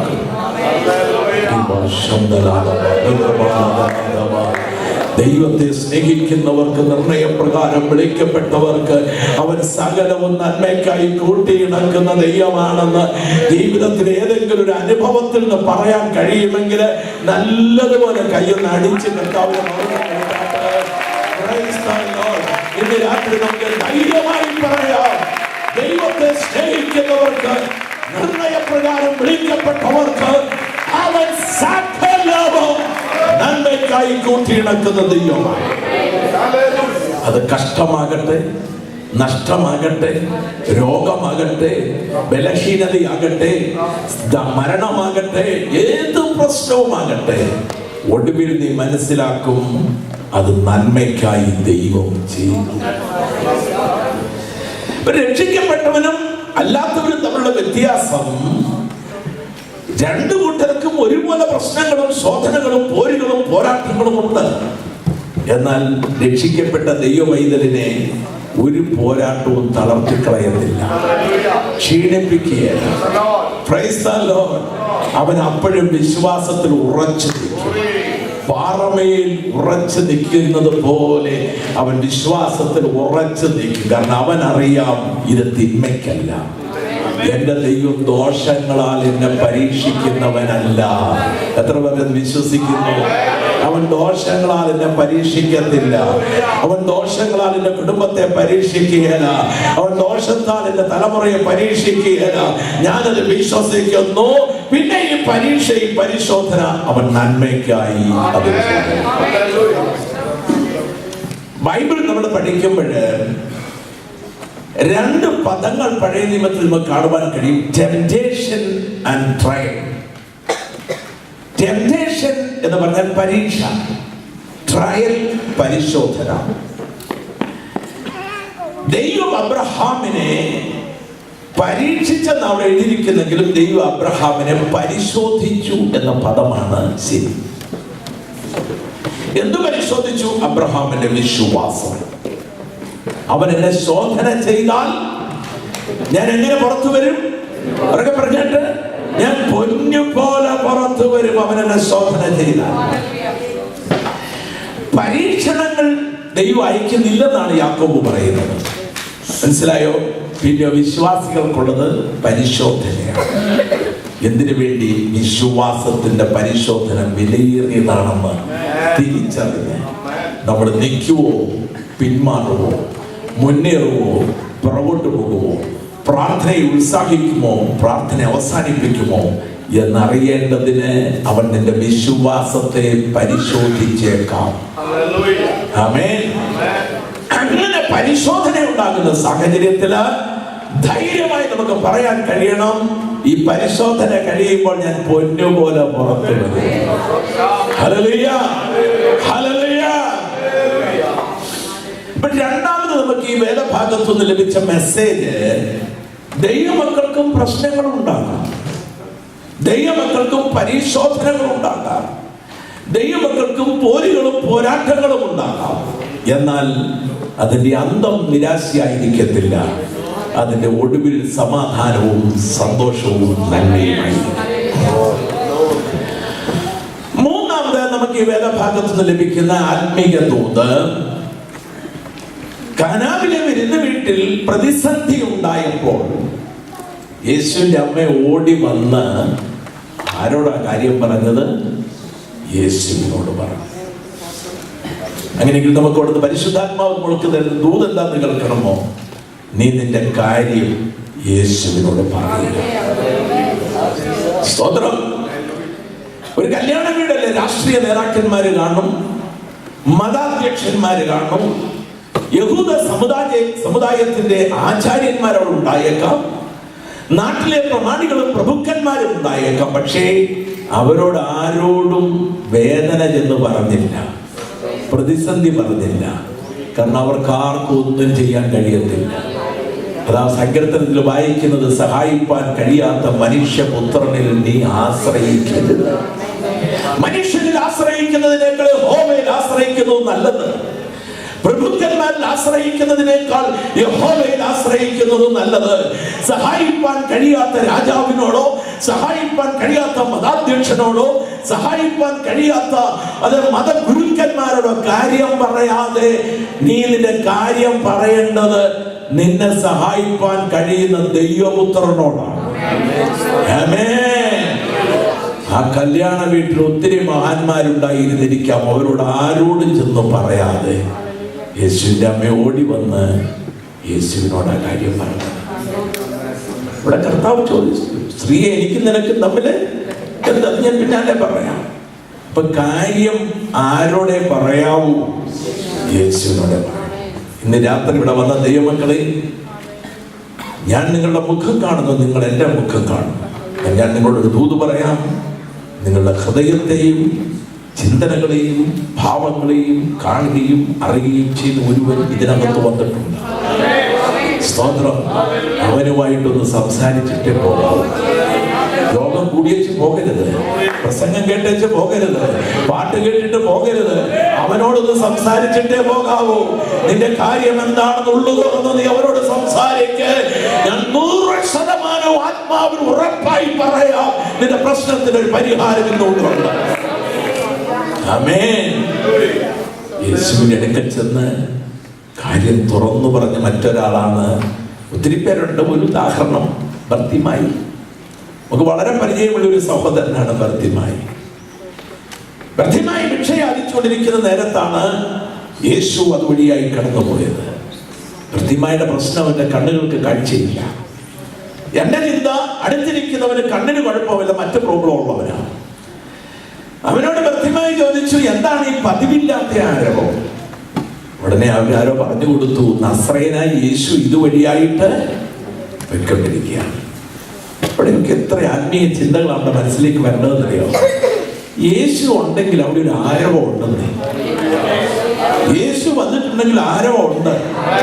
യേശു കടന്നു പോകുന്നിടത്ത് ഒരു ആരവം ഉണ്ട്. അത് വല്ലാത്ത ആരവമല്ല, സ്തോത്രത്തിന്റെയും സ്തുതിയുടെയും ആരാധനയുടെയും ആരവമാണ് അവിടെ ഉയർന്നുകൊണ്ടിരിക്കേണ്ടത്. ഇന്ന് സന്ധ്യയിൽ യേശു ഇവിടെ വന്നിട്ടുണ്ടെന്ന് ബോധ്യമുണ്ടെങ്കിൽ എനിക്ക് വായനച്ചിരിക്കാൻ കഴിയില്ല. ഞാൻ ആത്മാവോടെ അവരെ ആരാധിക്കും. ആമേൻ. അവര് പറഞ്ഞു, നസ്രയനായ യേശു ഇതുവഴിയായി കടന്നു പോകുന്നു. നിങ്ങൾക്ക് കേൾക്കണമോ? നമ്മുടെ ആരുടെയും ഇരിപ്പ് പോലെയൊന്നും അല്ലായിരുന്നു അവന്റെ ഇരിപ്പ്. ഇപ്പൊ അവൻ നോക്കി, അവന്റെ മുഖഭാവം മാറി, അവന്റെ ചിന്ത മാറി, അവന്റെ ശബ്ദം മാറി. Price the Lord. അവന്റെ ആഗ്രഹം മാറി. ഇതുവഴിയായിട്ട് രാജാക്കന്മാര് പോയിട്ടുണ്ട്, അപ്പോഴും അവൻ കൈനീട്ടിട്ടുണ്ട്. പള്ളി പ്രമാണികൾ പോയിട്ടുണ്ട്, അപ്പോഴും കൈനീട്ടിട്ടുണ്ട്. മഹാപുരോഹിതന്മാര് പോയിട്ടുണ്ട്, അപ്പോഴും അവൻ കൈനീട്ടിട്ടുണ്ട്. പുരോഹിതന്മാരും സാധാരണക്കാരും പോയിട്ടുണ്ട്, അപ്പോഴും അവൻ കൈനീട്ടിട്ടുണ്ട്. എന്തിനു വേണ്ടിയാ കൈനീട്ടിയെന്നറിയാമോ? പിച്ചക്കാശിന് വേണ്ടി, ചില്ലിക്കാശിന് വേണ്ടി. എന്നാൽ നസ്രയനായ യേശു ഇതുവഴി പോകുന്നത് കേട്ടപ്പോൾ അവന്റെ മുഖഭാവം മാറി, ചിന്ത മാറി, ആഗ്രഹം മാറി. കാശ്, ചില്ലിക്കാശ്, പിച്ചക്കാശ് എന്നുള്ള ആഗ്രഹവും ചിന്തയും ഒക്കെ മാറിയിട്ട് അവൻ അവിടെ ഇരുന്നോണ്ട് ഒരൊറ്റ വിളിയാണ്, ദാവീദ് പുത്രാ, എന്നോട് കരുണയുണ്ടാകണമേ. സ്തോത്രം. എനിക്ക് ആദ്യമൊക്കെ മനസ്സിലാക്കാൻ ഒത്തിരി പ്രയാസമുള്ളൊരു ഭാഗമായിരുന്നത്. കാരണം അവനോട് പറഞ്ഞത് ആരിതുവഴി പോകുന്ന നസ്രയനായ. പക്ഷെ അവൻ വിളിച്ചത് എന്തുവാ? യേശു ക്രിസ്തു ദാവീദിന്റെ പുത്രനാണെന്ന് ഇവൻ എങ്ങനെ മനസ്സിലായി? അവൻ ജനിച്ചിട്ട് അവന്റെ കണ്ണ് കണ്ടിട്ടില്ല. മോശയുടെ വന്യഗ്രന്ഥങ്ങൾ അവൻ വായിച്ചിട്ടില്ല. സങ്കീർത്തന പുസ്തകം അവൻ വായിച്ചിട്ടില്ല. പ്രവാചക പുസ്തകങ്ങൾ അവൻ വായിച്ചിട്ടില്ല. ഇവിടെയൊക്കെ യേശുവിനെ കുറിച്ച് എഴുതിയിരിക്കുന്നത്. പക്ഷെ അവിടെ അതൊന്നും വായിക്കാൻ അവന് കഴിഞ്ഞിട്ടില്ല. പിന്നെ ഇവൻ എങ്ങനെ മനസ്സിലായി കടന്നു പോകുന്ന നസ്രയനായ യേശു ദാവീദിന്റെ പുത്രനാണെന്ന്? പരിശുദ്ധാത്മാവ് എന്നെ പഠിപ്പിച്ച കാര്യം ഞാൻ പറയാം. യെരൂശലേം ദൈവാലയത്തിന്റെ സമീപത്തായി ഭിക്ഷ യാചിച്ചോണ്ട് ഇവനിങ്ങനെ ഇരിക്കുന്നത്. അപ്പോൾ അവിടെ വായിച്ചതും വ്യാഖ്യാനിക്കുന്നതും ഒക്കെ ഒരു പക്ഷേ ഇവൻ കേട്ടിട്ടുണ്ടാവും. എന്തുവാ? മിശിഹ വരും, മിശിഹ വരും, നമ്മുടെ വീണ്ടെടുപ്പുകാരനായ മിശിഹ അബ്രഹാമിന്റെ പുത്രനായി ദാവീദിന്റെ പുത്രനായി വരുമെന്നുള്ളത് അവൻ കേട്ടിട്ടുണ്ട്. ഇവിടെ ഒരു ചിന്ത ഞാൻ പറയാം. എന്റെ മനസ്സിൽ വന്നൊരു ചിന്ത, വായിച്ചവർക്കും അത് വ്യാഖ്യാനിച്ച ശാസ്ത്രിമാർക്കും യേശുവിനെ മനസ്സിലാക്കാൻ കഴിയാതിരുന്നപ്പോൾ, കണ്ണുകാലിന് കാഴ്ചയില്ലാതിരുന്ന, ഒരിക്കൽ പോലും വായിക്കാൻ ഭാഗ്യം സിദ്ധിക്കാതിരുന്ന ഈ കുരുടനായ ബർത്തിമായിക്ക് മനസ്സിലായി നടന്നു പോകുന്ന യേശുവാണ് യഥാർത്ഥത്തിൽ ദാവീദിന്റെ പുത്രൻ. ഇവനാണ് വീണ്ടെടുപ്പുകാരൻ, ഇവനാണ് മിശിഹ എന്ന് അവന് തിരിച്ചറിയാൻ കഴിയും.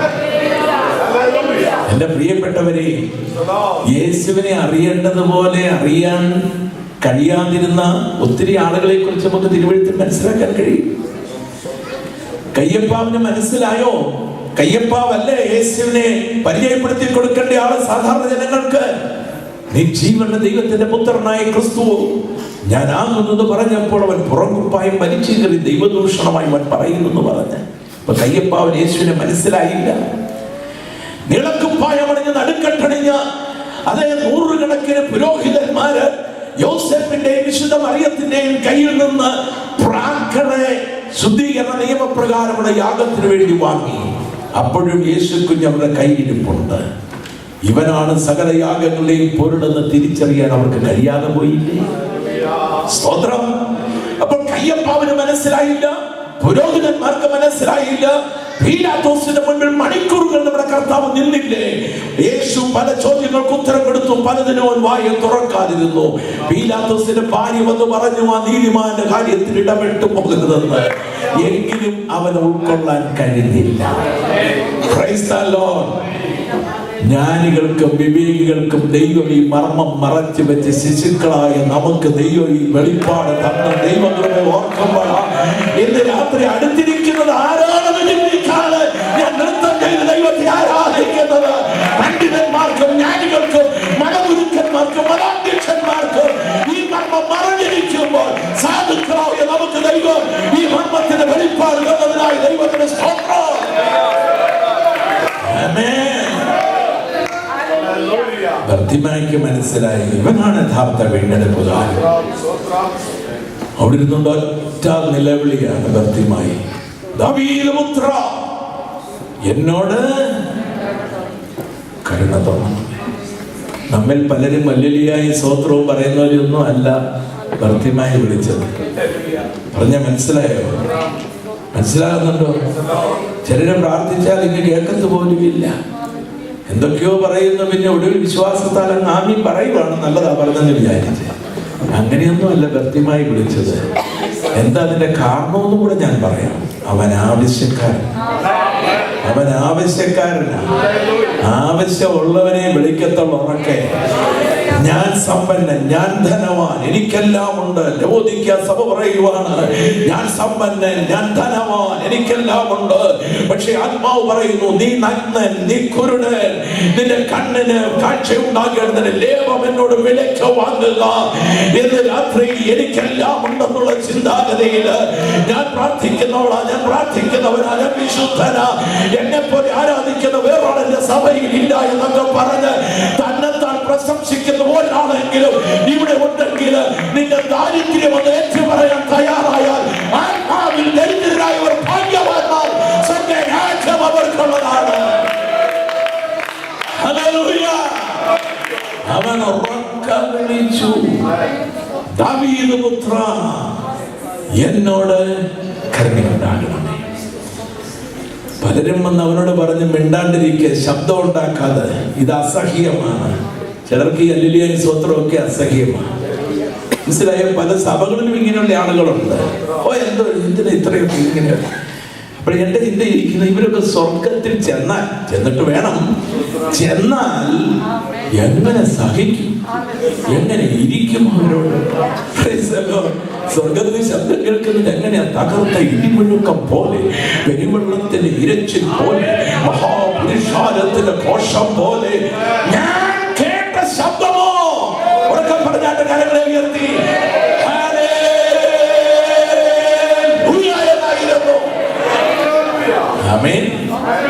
അങ്ങനെയെങ്കിലേ അടങ്ങിയിരിക്കില്ല കേട്ടോ. സിയോൻ പുത്രി, നീ അടങ്ങിയിരിക്കരുത്, നീ ഉറക്കെ വിളിക്കാനാ പറഞ്ഞിരിക്കുന്നത്. ഹല്ലേലൂയ. ബാധ്യമായി ഉറക്കെ വിളിച്ചു. ആരെല്ലാം തടഞ്ഞിട്ടും അവന്റെ വായടക്കാൻ കഴിഞ്ഞില്ല. ചിലരെ ഒന്ന് കണ്ടുരുട്ടി കാണിച്ചാൽ മതി, ഉടനെ അങ്ങനെയാണ് ഞാൻ ഇനിയൊന്നും പോണില്ല. മനസ്സിലായോ? എനിക്ക് എപ്പോഴും അത്ഭുതം തോന്നിയൊരു കാര്യം ഞാൻ പറയാം. ദാവീദ് യഹോവയുടെ പെട്ടകത്തിന് മുമ്പിൽ തുള്ളിയും ചാടിയും നൃത്തം ചെയ്തും യാഗമർപ്പിച്ചു. വലിയ ഘോഷസ്വരത്തോടുകൂടെ പെട്ടകം ദാവീദിന്റെ ഗ്രഹത്തിലെ ദാവീദിന്റെ അതേ സ്ഥലത്തേക്ക് ഇങ്ങനെ ആനയിച്ചുകൊണ്ട് വരുന്നത് കിളിവാതിലിലൂടെ ഭാര്യ സഹോദരി കണ്ടു. ദാവീദ് പെട്ടകം കണ്ട വെച്ചിട്ട് വളരെ സന്തോഷത്തോടെ വീട്ടിലുള്ളവർക്ക്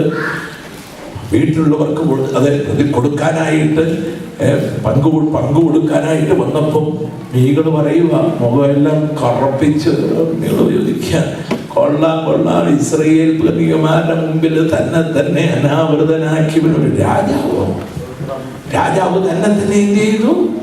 അനാവൃതമാക്കി. മീകളിന് ഇഷ്ടപ്പെട്ടില്ല ഈ ആരാധന. സ്തോത്രം.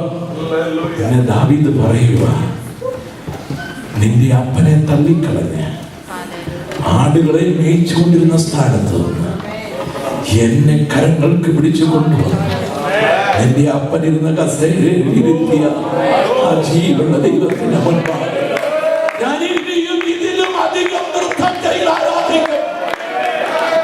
ഹല്ലേലൂയ. അല്ലാതെ ഭാര്യ കണ്ണുരുട്ടി കാണിച്ചോണ്ട് ഇനി യോഗത്തിന് പോകുന്നില്ല നല്ല പറഞ്ഞു. ഞാൻ ഇനിയും ഇതിലധികം നിർത്താൻ ചെയ്യുന്ന സ്തോത്രം. എൻ്റെ പഠനത്തിൽ നിന്ന് മനസ്സിലാക്കാൻ കഴിഞ്ഞിട്ടുള്ളൊരു കൊച്ചു കാര്യം ഞാൻ അതിനോട് ചേർത്ത് പറയാം. ബൈബിളിൽ മക്കളില്ലാതിരുന്ന പല സ്ത്രീകളെ കുറിച്ച് നമ്മൾ വായിക്കുന്നുണ്ട്. അബ്രഹാമിന്റെ ഭാര്യയായ സാറായിക്ക് മക്കളില്ലായിരുന്നു, ദൈവം മക്കളെ കൊടുത്തു, ഇല്ലേ? അതുപോലെ തന്നെ ഇസഹാക്കിന്റെ ഭാര്യയ്ക്ക് മക്കളില്ലായി, ദൈവം മക്കളെ കൊടുത്തു. അതുകൊണ്ട് തന്നെ ഹന്നായിക്ക് മക്കളില്ലായിരുന്നു, ദൈവം മക്കളെ കൊടുത്തു. നിങ്ങൾക്ക് കേൾക്കണമോ? വേദപുസ്തകത്തിൽ ആരാധനയെ പുച്ഛിച്ച മീകൾ ഒരു കുഞ്ഞിക്കാല് കണ്ടില്ല. മനസ്സിലായോ സംഗതി? ആരാധനയെ പുച്ഛിക്കുന്നവരൊരു അനുഗ്രഹം കാണത്തില്ല. ആരാധനയെ പുച്ഛിക്കുന്നവരൊരു നന്മ കാണുകയില്ല. ആരാധനയെ അലങ്കോലപ്പെടുത്താൻ ശ്രമിക്കുന്നവരുടെ വീട്ടിൽ ഒരു അനുഗ്രഹം ഉണ്ടാകത്തില്ല. എന്നാൽ ആരാധനയെ പ്രോത്സാഹിപ്പിക്കുന്നവരുടെ വീട്ടില്, ജീവനുള്ള ദൈവത്തെ ആത്മാവിൽ ആരാധിക്കുന്നവര് നന്മകളുടെ കൂമ്പാരം ദൈവം കൊടുത്ത് രൂത്തിനെ അനുഗ്രഹിച്ചതുപോലെ നമ്മെ കൂമ്പാരം അനുഗ്രഹിക്കുന്ന ഒരു ദൈവത്തെയാണ് നാം ആരാധിക്കുന്നത്. ബോധ്യമുണ്ടെങ്കിൽ എനിക്ക് ഉറക്കെ വിളിക്കാതിരിക്കുവാൻ കഴിയത്തില്ല.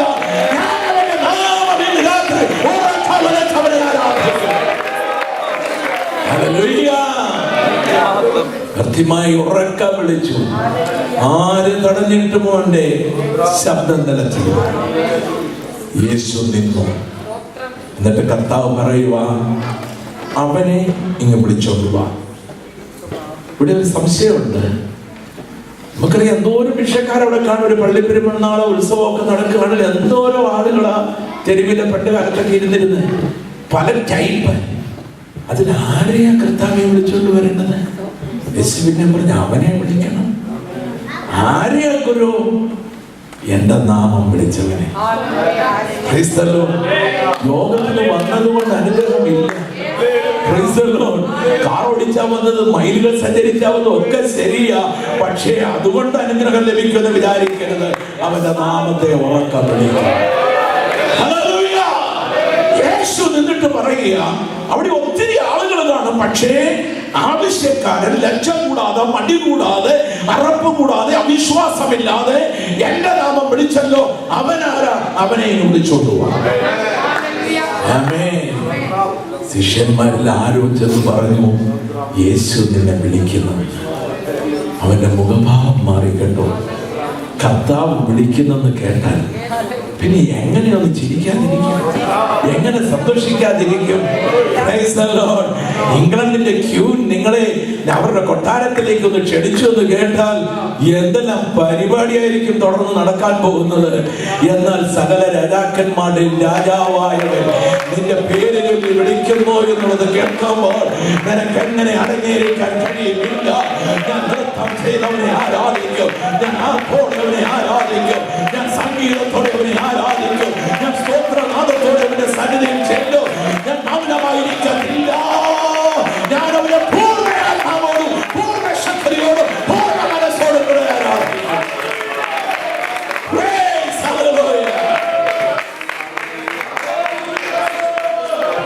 ഇനി നിങ്ങൾ മനസ്സുകൊണ്ടൊന്ന് നിങ്ങളുടെ ചിന്തയിലൂടെ ആ ഭർത്തിമയുടെ എഴുന്നേറ്റുള്ള പോക്കൊന്ന് കാണണം. യേശു നിന്നെ വിളിക്കുന്നു പറഞ്ഞപ്പോ ഇതുവരെ പിരിഞ്ഞു കിട്ടിയ കാശ് ചിന്തയില്ല. മനസ്സിലായി? ഇതുവരെ പിരിഞ്ഞു കിട്ടിയ കാശ് എല്ലാം അവിടെ ഇട്ടേച്ച് അവനെ പോകുന്ന ആവേശം നിങ്ങളുടെ മനസ്സിൽ കാണാം. നമ്മൾ സഭായോഗത്തിന് സങ്കീർത്തനം വായിച്ച ഉപദേശി പ്രബോധനം പറയുമ്പോൾ വയലിൽ നിന്ന് കയറി വരുന്ന കുറേനക്കാരനായ സീമോൻ എന്ന് പറഞ്ഞ പോലെ പമ്മി വരുന്ന കാര്യമല്ല ഈ പറയുന്നത്. മനസ്സിലായി? ഒരിക്കലൊരു കൊച്ചനെ ക്ലാസ്സിലും സ്ഥിരം താമസിച്ചേ വരത്തുള്ളൂ. അധ്യാപകൻ മടുത്തു. അവനെ കുറെ നേരം ഇറക്കി നിർത്തി. പല കാര്യങ്ങൾ, പല ശിക്ഷകൾ കൊടുത്തു. പിറ്റേ ദിവസം അവൻ വൈകിയേ വരത്തുള്ളൂ. ഉടനെ അധ്യാപകൻ ചോദിച്ചടാ, ഞാൻ ഇനി നിനക്ക് എന്തോ ശിക്ഷയാണ് തരേണ്ടതെന്ന് ചോദിച്ചു. കാരണം പുള്ളിക്കറിയാവുന്നതെല്ലാം ചെയ്തു. ഉടനെ അവൻ പറയുക, എന്നെ ഒരു വീട് നേരത്തെ അങ്ങ് വിട്ട് ശിക്ഷിക്കാൻ. ഇത് തന്നെയാണ് നമ്മുടെ വിശ്വാസികളുടെ ഒക്കെ രീതി. താമസിച്ച് വരിക, ഉപദേശി 10 മിനിറ്റ് നേരത്തെ നിർത്തിയാൽ എന്ത് സന്തോഷം. ദൈവവേദനയെ അങ്ങനല്ല വേണ്ടത് കേട്ടോ. നിന്റെ ഉള്ളിലൊരു ആവേശം, നിന്റെ ഉള്ളിലൊരു ജ്വലനം വേണം. യേശു വിളിക്കുന്നെന്ന് പറഞ്ഞപ്പോൾ ആ ബർത്തിമായുടെ ഉള്ളു കത്താനായിട്ട് അങ്ങോട്ട് തുടങ്ങി. നമ്മൾ വായിക്കുന്നുണ്ട്, നിന്റെ വചനം ഞാൻ ധ്യാനിച്ചപ്പോൾ എന്റെ ഹൃദയത്തിൽ എന്ത് പിടിച്ചു? ചൂടുപിടിച്ചു. ഹൃദയത്തിന് ചൂട് പിടിച്ചപ്പോൾ എന്തോ ഉണ്ടായി? ഞാൻ അവിടുത്തെ സംസാരിക്കാൻ തുടങ്ങി. അങ്ങനെയാ ദൈവവേദന ആത്മാവിൽ ദൈവത്തോട് സംസാരിക്കുന്നത്. എന്റെ ധ്യാനത്തിൽ തീ കത്തി, എന്റെ ഹൃദയത്തിന് ചൂട് പിടിക്കുന്നു. എന്റെ നാവിന്മേൽ മറുഭാഷയുണ്ടാക്കുന്നു. ഞാനൊരു ദൈവമായി സംസാരിക്കുന്നു. അങ്ങനെ ദൈവത്തോട് നീ മറുഭാഷകളിൽ സംസാരിക്കുമ്പോൾ നിനക്ക് ആത്മീക വർധനവ് വരുന്നു. ഒരാവേശം വേണം. ചത്ത വിശ്വാസിയായി നിർജീവനായ വിശ്വാസിയായിരിക്കുന്നതിനേക്കാൾ നല്ലത് വേറെ പണിയില്ല. ഞങ്ങൾ നാട്ടിലാണെങ്കിൽ പറയും, സഭായോഗത്തിന് വന്ന് 2 2.5 3 മണിക്കൂർ നിർജീവനായി നീ ഇരിക്കുന്നതിനേക്കാൾ നല്ലത് ആ 3 മണിക്കൂർ 30 വാഴ വിളിച്ചു നോക്കാൻ നല്ലത് അതാണ്. ശരിയല്ലേ? ഞായറാഴ്ച ആചരിക്കാനല്ല നമ്മൾ വരുന്നത്, ദൈവത്തെ ആരാധിക്കാൻ. ആവേശം, അവൻ എഴുന്നേറ്റ് പോകുന്നത് നിങ്ങളൊന്ന് കാണണം. വളരെ ആവേശത്തോടെ യേശുവിനോട് ചോദിച്ചു കേട്ടോ, ഞാൻ നിനക്ക് എന്തോ, നിങ്ങൾക്ക് ഓർമ്മയില്ല, ഞാൻ നിനക്ക് എന്ത് ചെയ്തു തരണം? എന്നെ അത്ഭുതപ്പെടുത്തുന്ന ഒരു ചോദ്യം അത്. അവന്റെ മുഖത്ത് നോക്കിയാൽ അറിയാം അവൻ എന്താ വേണ്ടത്. അവന്റെ മുഖത്ത് നോക്കിയാൽ അറിയാം അവൻ എന്താ വേണ്ടത്. പക്ഷേ യേശു പഠിച്ച എന്നെ കണ്ണു തൊട്ട് തുറന്നില്ല. ഞാൻ നിനക്ക് എന്ത് ചെയ്തു തരണം? നീ ഹൃദയം തുറന്നു പറയണം നിന്റെ ആവശ്യം. സ്തോത്രം. ഞാൻ കഴിഞ്ഞ ദിവസം എവിടെയോ പറഞ്ഞതുപോലെ എന്റെ ഹൃദയം തുറന്നിട്ടിരിക്കുക, പരിശുദ്ധാത്മാവിന് വരുവോ പോവോ ചെയ്യാം മാത്രം പറഞ്ഞതാണ്. ഞാൻ എന്റെ ഹൃദയം തുറന്നു വെച്ചിരിക്കുക, പരിശുദ്ധാത്മാവിന് വരുവോ. അങ്ങനെ നിന്റെ ഉള്ളത്തിൽ പരിശുദ്ധാത്മാവിന് വരണം എന്റെ നിർബന്ധം. നിന്റെ ആവശ്യം നീ ഒന്ന് പറഞ്ഞേ, മടി കൂടാതെ ഒന്ന് പറഞ്ഞേ, അവിശ്വാസത്തെ വെടിഞ്ഞൊന്ന് പറഞ്ഞേ, ലജ്ജ കൂടാതെ ഒന്ന് പറഞ്ഞേ, ഞാൻ നിനക്ക് എന്ത് ചെയ്തു തരണം? അവർ ഉടനെ പറഞ്ഞു, എനിക്ക് കാഴ്ച വേണം. അതുവരെ ചില്ലിക്കാശിന് വേണ്ടി രാജാവിനോട് ചോദിച്ചു, പുരോഹിതനോട് ചോദിച്ചു, പുരോഹിതന്മാരോട് ചോദിച്ചു, പ്രഭുക്കന്മാരോട് ചോദിച്ചു. സാധാരണക്കാരനോട് അവൻ ചില്ലിക്കാശ് ചോദിച്ചെങ്കിൽ യേശുവിനോട് അവൻ ചോദിച്ചത് ചില്ലിക്കാശല്ല, അവന് നഷ്ടമായത് മടക്കി തരാൻ. ഇന്ന് പകലിലെ ഇന്നേ സന്ധ്യാസമയത്ത് നിനക്ക് നഷ്ടമായത് എന്താണെന്ന് നിനക്കറിയാം. നീ ആത്മാവിൽ കർത്താവിനോട് സംസാരിക്ക്. നിന്റെ ആവശ്യം എന്താ? ഞാൻ നിനക്ക് എന്ത് ചെയ്തു തരണം? ഇന്ന് എന്തിനാ നീ യോഗത്തിന് വന്നത്? എന്തോ വിടുതല നിനക്ക് വേണ്ടത്? നീ ഉള്ളത് തുറന്നു പറ. നിശ്ചയമായിട്ടോ നിനക്ക് എന്ത് നഷ്ടമായിരിക്കുന്നുവോ അത് അവൻ മടക്കി തരാൻ വിശ്വസ്തനാണ്. ആമേൻ.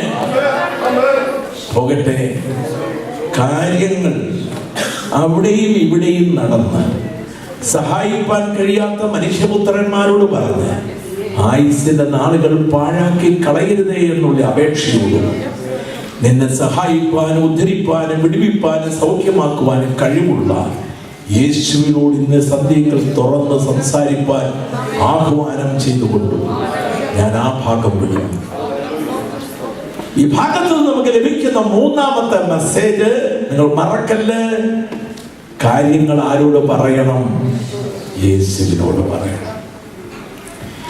4ാമത്തെ ദൂത്, ആഗ്രഹിച്ച മറുപടി ഉടനെ ലഭിച്ചില്ലെങ്കിലും അവനൊരു കൽപ്പന പുറപ്പെടുവിക്കുക. യേശുവിന്റെ അമ്മ എന്ന് പറയുക, മോനെ അവർക്ക് എന്തില്ല, വീഞ്ഞില്ല, ഒരു വല്ലാത്ത വിഷമത്തിലായിരിക്കുന്നു. ഉടനെ മറുപടി കിട്ടുമെന്നൊരു പക്ഷേ വിശുദ്ധ മറിയം ആഗ്രഹിച്ചു കാണും. പക്ഷെ ആഗ്രഹിക്കാത്തൊരു മറുപടിയാ വന്നത്. സ്ത്രീ, എനിക്കും നിനക്കും തമ്മിൽ എന്താ? അവിടെ ഒരു ധാരണ പ്രശ്നം തിരുത്താൻ എനിക്ക് ആഗ്രഹമുണ്ട് വചനം പഠിക്കുന്നവർക്ക് വേണ്ടി. യേശുവിടെ സ്ത്രീയെ എന്ന് വിളിച്ചത് യേശുവിനോട് അമ്മയോടുള്ള ബഹുമാനക്കുറവാണെന്ന് ധരിച്ചിരിക്കുന്നവരുണ്ട്. അങ്ങനല്ല. മൂലഭാഷയായ ഗ്രീക്കിൽ നിന്ന് ഡയറക്റ്റ് ആ പദം തർജ്ജമ ചെയ്താൽ മഹദിയെ എന്നാണ് കർത്താവ് വിളിച്ചത്. മഹദി എന്ന അർത്ഥമുള്ള ആശയമുള്ള ഒരു പദമാണ് അതിന് ഉപയോഗിച്ചിരിക്കുന്നത്. മനസ്സിലായോ? അല്ലാതെ ബഹുമാനമില്ലാതെ കർത്താവ് ഒരിക്കലും യേശുവിന്റെ അമ്മയായ മറിയത്തെ വിളിച്ചിട്ടില്ല. നമ്മൾ തിരിച്ചറിയണം. ആളുകൾ പറയും ഇവർ അമ്മയില്ലാത്തവരാണ്, അമ്മയെ ബഹുമാനിക്കാത്തവരാണെന്നൊക്കെ ആളുകൾ പറഞ്ഞേക്കും. പക്ഷെ പെന്തിക്കോസ്തുകാര് യേശുവിന്റെ അമ്മയായ മറിയെ സ്നേഹിക്കുന്നത് പോലെയും ബഹുമാനിക്കുന്നത് പോലെയും ഭൂതലത്തിൽ ഒരു കൂട്ടരും ബഹുമാനിക്കുന്നില്ല. അതിന്റെ കാരണം കൂടെ ഞാൻ പറയാം, വെറുതെ പറഞ്ഞാൽ പോരല്ലോ. അവൻ എന്തെങ്കിലും കൽപ്പിച്ചാൽ അത് ചെയ്യും. വിശുദ്ധ മറിയം പറഞ്ഞ ഒറ്റ കാര്യം അതാണ് ബൈബിളിൽ. അവൻ കൽപ്പിച്ചാൽ അത് നിങ്ങൾ ചെയ്യും. യേശു കൽപ്പിച്ചത് ചെയ്യുന്നവരാണ് അമ്മയെ മാനിക്കുന്നത്. ഹല്ലേലൂയ പറഞ്ഞാണ്ട് ശബ്ദം ഉയർത്തി ഹല്ലേലൂയ പറഞ്ഞാണ്ട്. യേശു കൽപ്പിച്ചു മാനസാന്തരപ്പെടണമെന്ന്, അവരാണ് അമ്മയെ ബഹുമാനിക്കുന്നത്. യേശു കൽപ്പിച്ചു മാനസാന്തരപ്പെട്ടവർ പിതൃപുത്ര പരിശുദ്ധ റൂഹായുടെ നാമത്തിൽ മാമോദീസ സ്വീകരിക്കണമെന്ന്, അവരാണ് അമ്മയെ ബഹുമാനിക്കുന്നത്. യേശു കൽപ്പിച്ചു തിരുവത്താഴം ആചരിക്കണമെന്ന്, അത് ചെയ്യുന്നവരാണ് അമ്മയെ ബഹുമാനിക്കുന്നവർ. ബഹുമാനിക്കുന്നത് പറഞ്ഞത് കൊണ്ടായില്ല, അനുസരണത്തിലൂടെയാണ് ആദരവ് വെളിപ്പെടുത്തേണ്ടത്. സ്തോത്രം. എന്നാൽ വേറൊരു ആശയം കൂടെ നമ്മൾ മനസ്സിലാക്കണം. ആദരിക്കുന്നു എന്ന് പറയുന്നതും ആരാധിക്കുന്നു എന്ന് പറയുന്നതും തമ്മിൽ വ്യത്യാസം വളരെയുണ്ട്. ആദരിക്കുന്നു പക്ഷേ ആരാധിക്കുന്നില്ല. ആമേൻ. എന്താ കാരണം? ആരാധനയ്ക്ക് യോഗ്യൻ ഒരുവനേ. സ്തോത്രം, സ്തോത്രം, സ്തോത്രം. ഞാൻ നിങ്ങളോട് ചോദിക്കുന്നത്, എന്തുകൊണ്ടാണ് നാം ദൈവത്തെ ആരാധിക്കുന്നത്? നമുക്ക് ഒത്തിരി ഉത്തരം പറയാൻ കാണും. എന്നെ രക്ഷിച്ചു, എനിക്ക് നിത്യജീവൻ തന്നു, സൗഖ്യമാക്കി, ജോലി തന്നു, അങ്ങനെ പലതും പറയാൻ കാണും. ഇതൊന്നും തെറ്റാണെന്നല്ല ഞാൻ പറയുന്നത്. എന്നാൽ ഞാൻ അവനെ ആരാധിക്കുന്നതിന്റെ കാരണം ഇതൊന്നുമല്ല. ആരാധനയ്ക്ക് അവൻ യോഗ്യനായി. മനസ്സിലായോ? സകല ആരാധനയ്ക്കും മഹത്വത്തിനും പുകഴ്ചയ്ക്കും സ്തുതികൾക്കും യോഗ്യൻ അവൻ മാത്രം. അതുകൊണ്ട് ഞാൻ എന്റെ ദൈവത്തെ ആരാധിക്കുകയാണ്. ആമേൻ. നോക്കണേ, ബഹുമാനിക്കാം, ആരാധിക്കാൻ പാടില്ല. ലോകത്തിലെ മഹാന്മാരെയും രാഷ്ട്രീയ നേതാക്കന്മാരെയും ഉന്നതമായ കണ്ടുപിടുത്തങ്ങൾ നടത്തിയിട്ടുള്ള സയൻസ് ശാസ്ത്രജ്ഞന്മാരെയും ഒക്കെ ഇവിടെ ബഹുമാനിക്കണം, ആദരിക്കണം. എന്നാൽ ആരാധന ഒരുവന് മാത്രം, അത് യേശുക്രിസ്തു. സ്തോത്രം. നമുക്കറിയാവുന്ന ഒരു തിരുവചന ഭാഗമായി യേശുവിന്റെ ജനനത്തിങ്കല് കിഴക്ക് നിന്ന് വന്ന വിദ്വാൻമാർ, കിഴക്ക് നിന്ന് വന്ന രാജാക്കന്മാര് പിറവും ഭാഗത്തുനിന്ന് വന്നു എന്നൊക്കെ പറയുന്നവരുണ്ട്. അതുകൊണ്ട് ആ പിറവത്തെ പള്ളി രാജാക്കന്മാരുടെ പേരിലായിരിക്കുന്നത്. അവിടെയുള്ള ആളുകൾ എന്തെങ്കിലും ഒരു പ്രതിസന്ധി ഉണ്ടായാൽ എൻ്റെ മാതാവേ എന്നോ എൻ്റെ ഈശോയെ എന്നോ അല്ല വിളിക്കുന്നത്, എൻ്റെ തോമാശ്രീഹായി എന്നൊന്നും വിളിക്കത്തില്ല. അവിടുത്തുകാർ വിളിക്കുന്നത് എൻ്റെ രാജാക്കളെ എന്നാണ് വിളിക്കുന്നത്. എന്നാൽ കിഴക്കിൽ നിന്ന് വന്ന വിദ്വാൻമാര് പിറവക്കാരൊന്നുമല്ല. അതുവഴിയോട്ട് പോകാനും ഒക്കത്തില്ല. എന്തോ ഒരു ദൂരം വരണം. മനസ്സിലായില്ലേ? അത് ഇന്നത്തെ സൗകര്യങ്ങൾ വല്ലതും ഉണ്ടോ? കിഴക്ക് നിന്ന് വന്ന വിദ്വാൻമാര് പൊന്നെ, മൂര്, കുന്തിരുക്കം എന്നിവ അവന് കാഴ്ചവെച്ചു. അവർക്ക് വെച്ചെന്നല്ല എഴുതിയിരിക്കുന്നത്. അവർക്ക് തെറ്റുപറ്റിയതല്ല കേട്ടോ. വിദ്വാൻമാർക്ക് അവനാണ് ഇതിന് യോഗ്യൻ. പൊന്നെന്തിനെ കാണിക്കുന്നു? യേശുവിന്റെ ദൈവത്വത്തെ കാണിക്കുന്നു. മൂരെന്തിനെ കാണിക്കുന്നു? യേശുവിന്റെ പ്രവാചകത്വത്തെ കാണിക്കുന്നു. കുന്തുരുക്കം എന്തിനെ കാണിക്കുന്നു? അവൻ മഹാപുരോഹിതനാണെന്നതിനെ കാണിക്കുന്നു. അതിന് വിശുദ്ധ മറിയവും യോസേപ്പും അർഹരല്ല. Praise the Lord. ദൈവത്വത്തിനും പൗരോഹിത്യത്തിനും അത് പ്രവാചക ശുശ്രൂഷയ്ക്കും യോഗ്യനായിട്ടുള്ളവൻ ആര്? ക്രിസ്തു. അതുകൊണ്ട് പൊന്നും മൂരും കുന്തിരുക്കവും അവനെ കാഴ്ചവെച്ചു. അടുത്ത പദം എന്തുവാ? വീണ് അവരെ നമസ്കരിച്ചെന്നല്ല. എഴുത്തുകാരനോ പരിശുദ്ധാത്മാവിനോ ഒന്നും തെറ്റുപറ്റിയതല്ല പ്രിയപ്പെട്ടവരെ. വീണ് അവനെ നമസ്കരിച്ചു. Worshipped him. അവനെ ആരാധിച്ചു. ഹല്ലേലൂയ. യോസേഫ് ഉണ്ട് അവിടെ, വിശുദ്ധ മറിയമുണ്ട്. പക്ഷേ ആരാധന കർത്താവിന് മാത്രമാണ് കൊടുത്തതെങ്കിൽ സകല നേതാക്കന്മാരെയും സകല പ്രഭുക്കന്മാരെയും രാജാക്കന്മാരെയും ആദരിക്കണം. ആരാധന നമ്മുടെ കർത്താവായ യേശു ക്രിസ്തുവിന് മാത്രം. അത് മനസ്സിലായി ദൈവമക്കൾ കരങ്ങൾ ഉയർത്തി അല്പസമയ കർത്താവിന് ആരാധന അർപ്പിച്ചാട്ട് അവനാണ് ദൈവം, അവനാണ് കർത്താവ്, അവനാണ് വീണ്ടെടുപ്പുകാരൻ, അവനാണ് മഹാപുരോഹിതൻ, അവനാണ് മധ്യസ്ഥൻ, അവനാണ് പ്രവാചകൻ. ഹല്ലേലൂയ. അവനാണ് ആരാധന. ആരാധനയ്ക്ക് യോഗ്യൻ.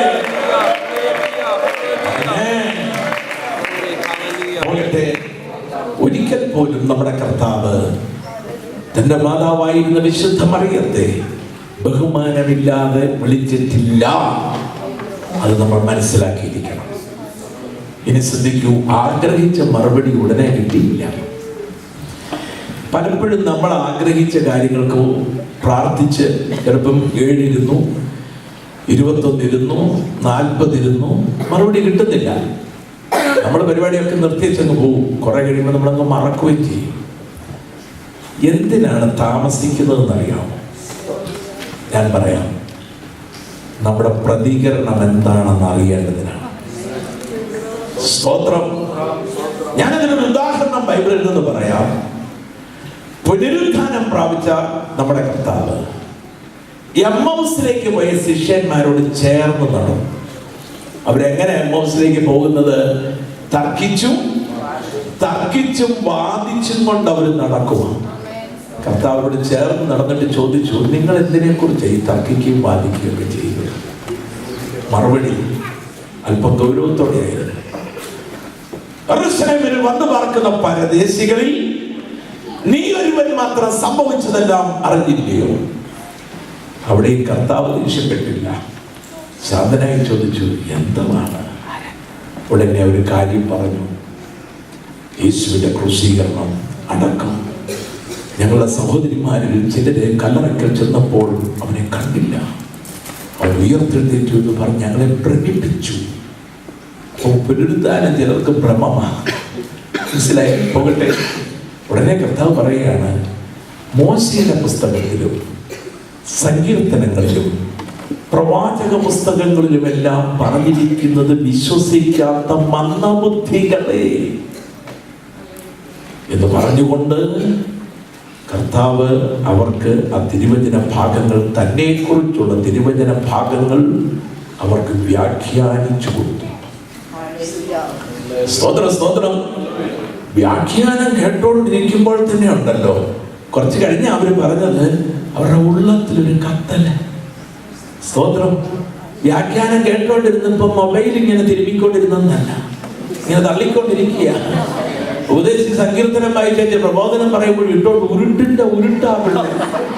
മനസ്സിലായില്ലേ? ഈ അടുത്ത കാലത്ത് ഞാനൊരു കല്യാണം നടത്താനായിട്ട് ഒരു സ്ഥലത്ത് ചെന്നപ്പോൾ അവിടെ സങ്കീർത്തനം വായിക്കാൻ ഒരു പാസ്റ്ററോട് പറഞ്ഞു, പുള്ളി വന്ന് ഉരുട്ടും തുടങ്ങി. അപ്പോഴാണ് ഞാൻ നോക്കിയത്, ഇവരുടെ ഈ ബൈബിൾ അല്ല ഇരിക്കുന്നത്, ഐപാഡിന് നമ്മുടെ എതിരല്ല. നീ ആരാധനയ്ക്ക് വരും, ബൈബിളുണ്ട്. ബൈബിൾ മാത്രമല്ലല്ലോ അതിലുള്ളത്. ഉപദേശിച്ച് പ്രസംഗിക്കുമ്പോൾ വേറെയും ചിലത് ഉരുട്ടാൻ ഇതിനകത്തുണ്ടെന്ന് മനസ്സിലായോ? എന്നാൽ ബൈബിളിൽ വേറെ നിനക്കില്ല ഉരുട്ടാൻ. ആരാധനയ്ക്ക് വരുമ്പോ ഐപാഡൊക്കെ വീട്ടിൽ വെച്ചിട്ട് ദൈവത്തിന്റെ വചനവുമായിട്ട് പറയാം.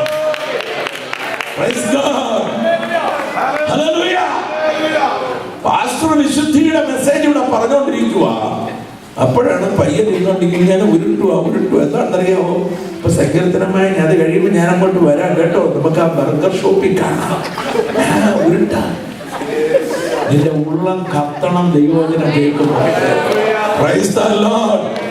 മക്കളെ, നിങ്ങളൊക്കെ ഇങ്ങോട്ടൊന്ന് നോക്കിക്കേ. നെറ്റും ഇന്റർനെറ്റും സെൽഫോണും വാട്സപ്പും പിന്നെ എന്നാക്കുള്ള എനിക്കറിയാൻ പറ്റും. എനിക്ക് സൂത്രം ഒരു ഫോൺ വന്നാൽ എടുക്കാൻ അറിയാൻ, വിളിക്കാൻ, ഒരു മെസ്സേജ് പോലും അയക്കാൻ എങ്ങനെയാന്ന് ഞാൻ നോക്കിയിട്ടില്ല. മനസ്സിലായില്ലേ? എനിക്ക് ആവശ്യം ഇവിടെ ഉണ്ടായിട്ടില്ല. ഞാൻ പറഞ്ഞതിന്റെ താല്പര്യം ഇതൊക്കെ നിങ്ങൾ പഠിച്ചു. എന്നാൽ നന്മയ്ക്കായി ദൈവം തന്നത് തിന്മയ്ക്കായി ഉപയോഗിക്കരുത്. സ്തോത്രം. ഞാനൊരു കൊച്ചുദാഹരണം പറയുമ്പോൾ നിങ്ങൾക്ക് മനസ്സിലാവും. ഇലക്ട്രിസിറ്റി ഈ രാജ്യത്ത് ഒരാഴ്ച ഇല്ലാതെ വരുവാണെന്ന് ഇരിക്കട്ടെ, എന്തോ ആയിരിക്കും ഈ രാജ്യത്തിന്റെ സ്ഥിതി? മനസ്സിലായോ? ഇലക്ട്രിസിറ്റി കണ്ടുപിടിച്ചതോടുകൂടെ ഭൂമിയുടെ ലോകത്തിന്റെ മുഖച്ഛായ മാറിപ്പോയി. മോട്ടോർ കറങ്ങുന്നു, ഫാൻ കറങ്ങുന്നു, ബൾബ് പ്രകാശിക്കുന്നു. നമ്മുടെ കിച്ചണില്, നമ്മുടെ ബെഡ്റൂമില്, നമ്മുടെ ഫ്രിഡ്ജ് എല്ലാം ഇലക്ട്രിസിറ്റി കൊണ്ടാ. എത്രയോ നല്ലതാണിതെന്ന് പറഞ്ഞ് വയറിന്റെ ഇൻസുലേഷൻ മാറ്റി ഒന്ന് തൊട്ട് നോക്കിക്കേ. എത്രയോ നല്ലത്. ഇതിന്റെ എങ്ങനെ നമ്മൾ ജീവിക്കും? വയറിന്റെ ഇൻസുലേഷൻ മാറ്റി നീ കമ്പിയെ തൊട്ടാൽ നീ മരിച്ചു താഴെ വീഴും. അപ്പൊ ഇത് നന്മയ്ക്കാണ്, അത് മരണത്തിന് ഉപയോഗിക്കരുത്. നമ്മുടെ നാട്ടിലെ ഒരു കൊച്ചു ഉദാഹരണം പറയാം. ഇപ്പൊ നാട്ടിലെ കൃഷിക്കാരൻ ചേന നടുമ്പോഴും 5-6 ഫുഡാൻ അടിയിടും. വാഴ വിത്ത് നടുമ്പോഴും ഇച്ചിരി ഫുഡാനിടും. വാഴ വളർന്നു വരുമ്പോഴും കൂമ്പിന് 2-3 മണി ഇങ്ങനെ ഇട്ടുകൊണ്ടിരിക്കും. തെങ്ങയിൽ വണ്ടു കുത്താതിരിക്കാൻ പോലും മേളിൽ ചെറിയ ഫുഡാനിട്ട്. മനസ്സിലായോ? ഇപ്പൊ ചേനയുണ്ടാകണം, കാച്ചിലുണ്ടാകണം, വാഴ കുലയ്ക്കണം, തെങ്ങ് കായ്ക്കണം, ഒക്കെ ചെയ്യണമെങ്കിൽ ഫുഡാൻ വേണം. എന്റെ ഫുഡാനെ നീ ഇല്ലായിരുന്നെങ്കിൽ ഞങ്ങളുടെ നാട് എന്തായേനെ എന്ന് വിചാരിച്ചു ഒരു നുള്ളുവാരി വായിലോട്ടിട്ടാലോ മരണം സംഭവിക്കും. ഞാൻ പറഞ്ഞതിന്റെ ആശയം മനസ്സിലായോ? ദൈവം നന്മയ്ക്കായി ഇതിന്റെ കയ്യിൽ തന്നതൊന്നും നീ തിന്മയ്ക്കായി ഉപയോഗിക്കരുത്. സ്തോത്രം, സ്തോത്രം, സ്തോത്രം, സ്തോത്രം, സ്തോത്രം. ശക്തിയായിട്ടൊരു സ്തോത്രം പറഞ്ഞാൽ ദൈവം നന്മയ്ക്കായി തന്ന ടെക്നോളജി നീ ഒരിക്കലും നിന്റെ മരണത്തിനായി തിന്മയ്ക്കായി ഉപയോഗിക്കരുത് എന്ന് ഇന്ന് പകരം തീരുമാനമെടുക്കണം. ഇല്ല, എന്റെ ദൈവം നന്മയ്ക്കായി തന്നതിന് എന്റെ ആത്മീയ അധപ്പതനത്തിന് വേണ്ടി, ആത്മീയ മരണത്തിന് വേണ്ടി ഞാൻ ഉപയോഗിക്കത്തില്ല. പോകട്ടെ. ശിഷ്യന്മാരോട് ചേർന്ന് നടന്ന കർത്താവ് തന്നെ കുറിച്ചുള്ള വചനങ്ങളും കൊണ്ട് വ്യാഖ്യാനിച്ച് കൊടുത്തപ്പോൾ അവരുടെ ഉള്ളം കത്തിക്കൊണ്ടിരുന്നു. പിന്നെ കുറച്ച് കഴിഞ്ഞ് അവർ പറഞ്ഞത്, യേശു സന്ധ്യയാകുന്ന നേരത്ത് അവരെ പിരിയുന്ന ഭാവം കാണിച്ചെന്ന് എഴുതിയിരിക്കുന്നു. സംശയമുള്ള വീട്ടിൽ പോയി വായിച്ചു നോക്കണേ. അവരെ വിട്ടുപിരിയുന്ന ഭാവം കാണിച്ചു. ഈ ഭാവം കാണിക്കുക എന്ന് പറഞ്ഞാലേ പോകാനായിട്ടല്ല.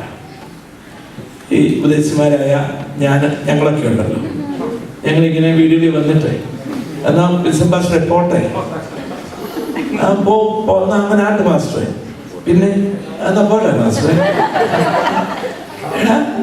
അത് അപ്പം വിൽസൺ പാസ്റ്റർ കാര്യം മനസ്സിലായി.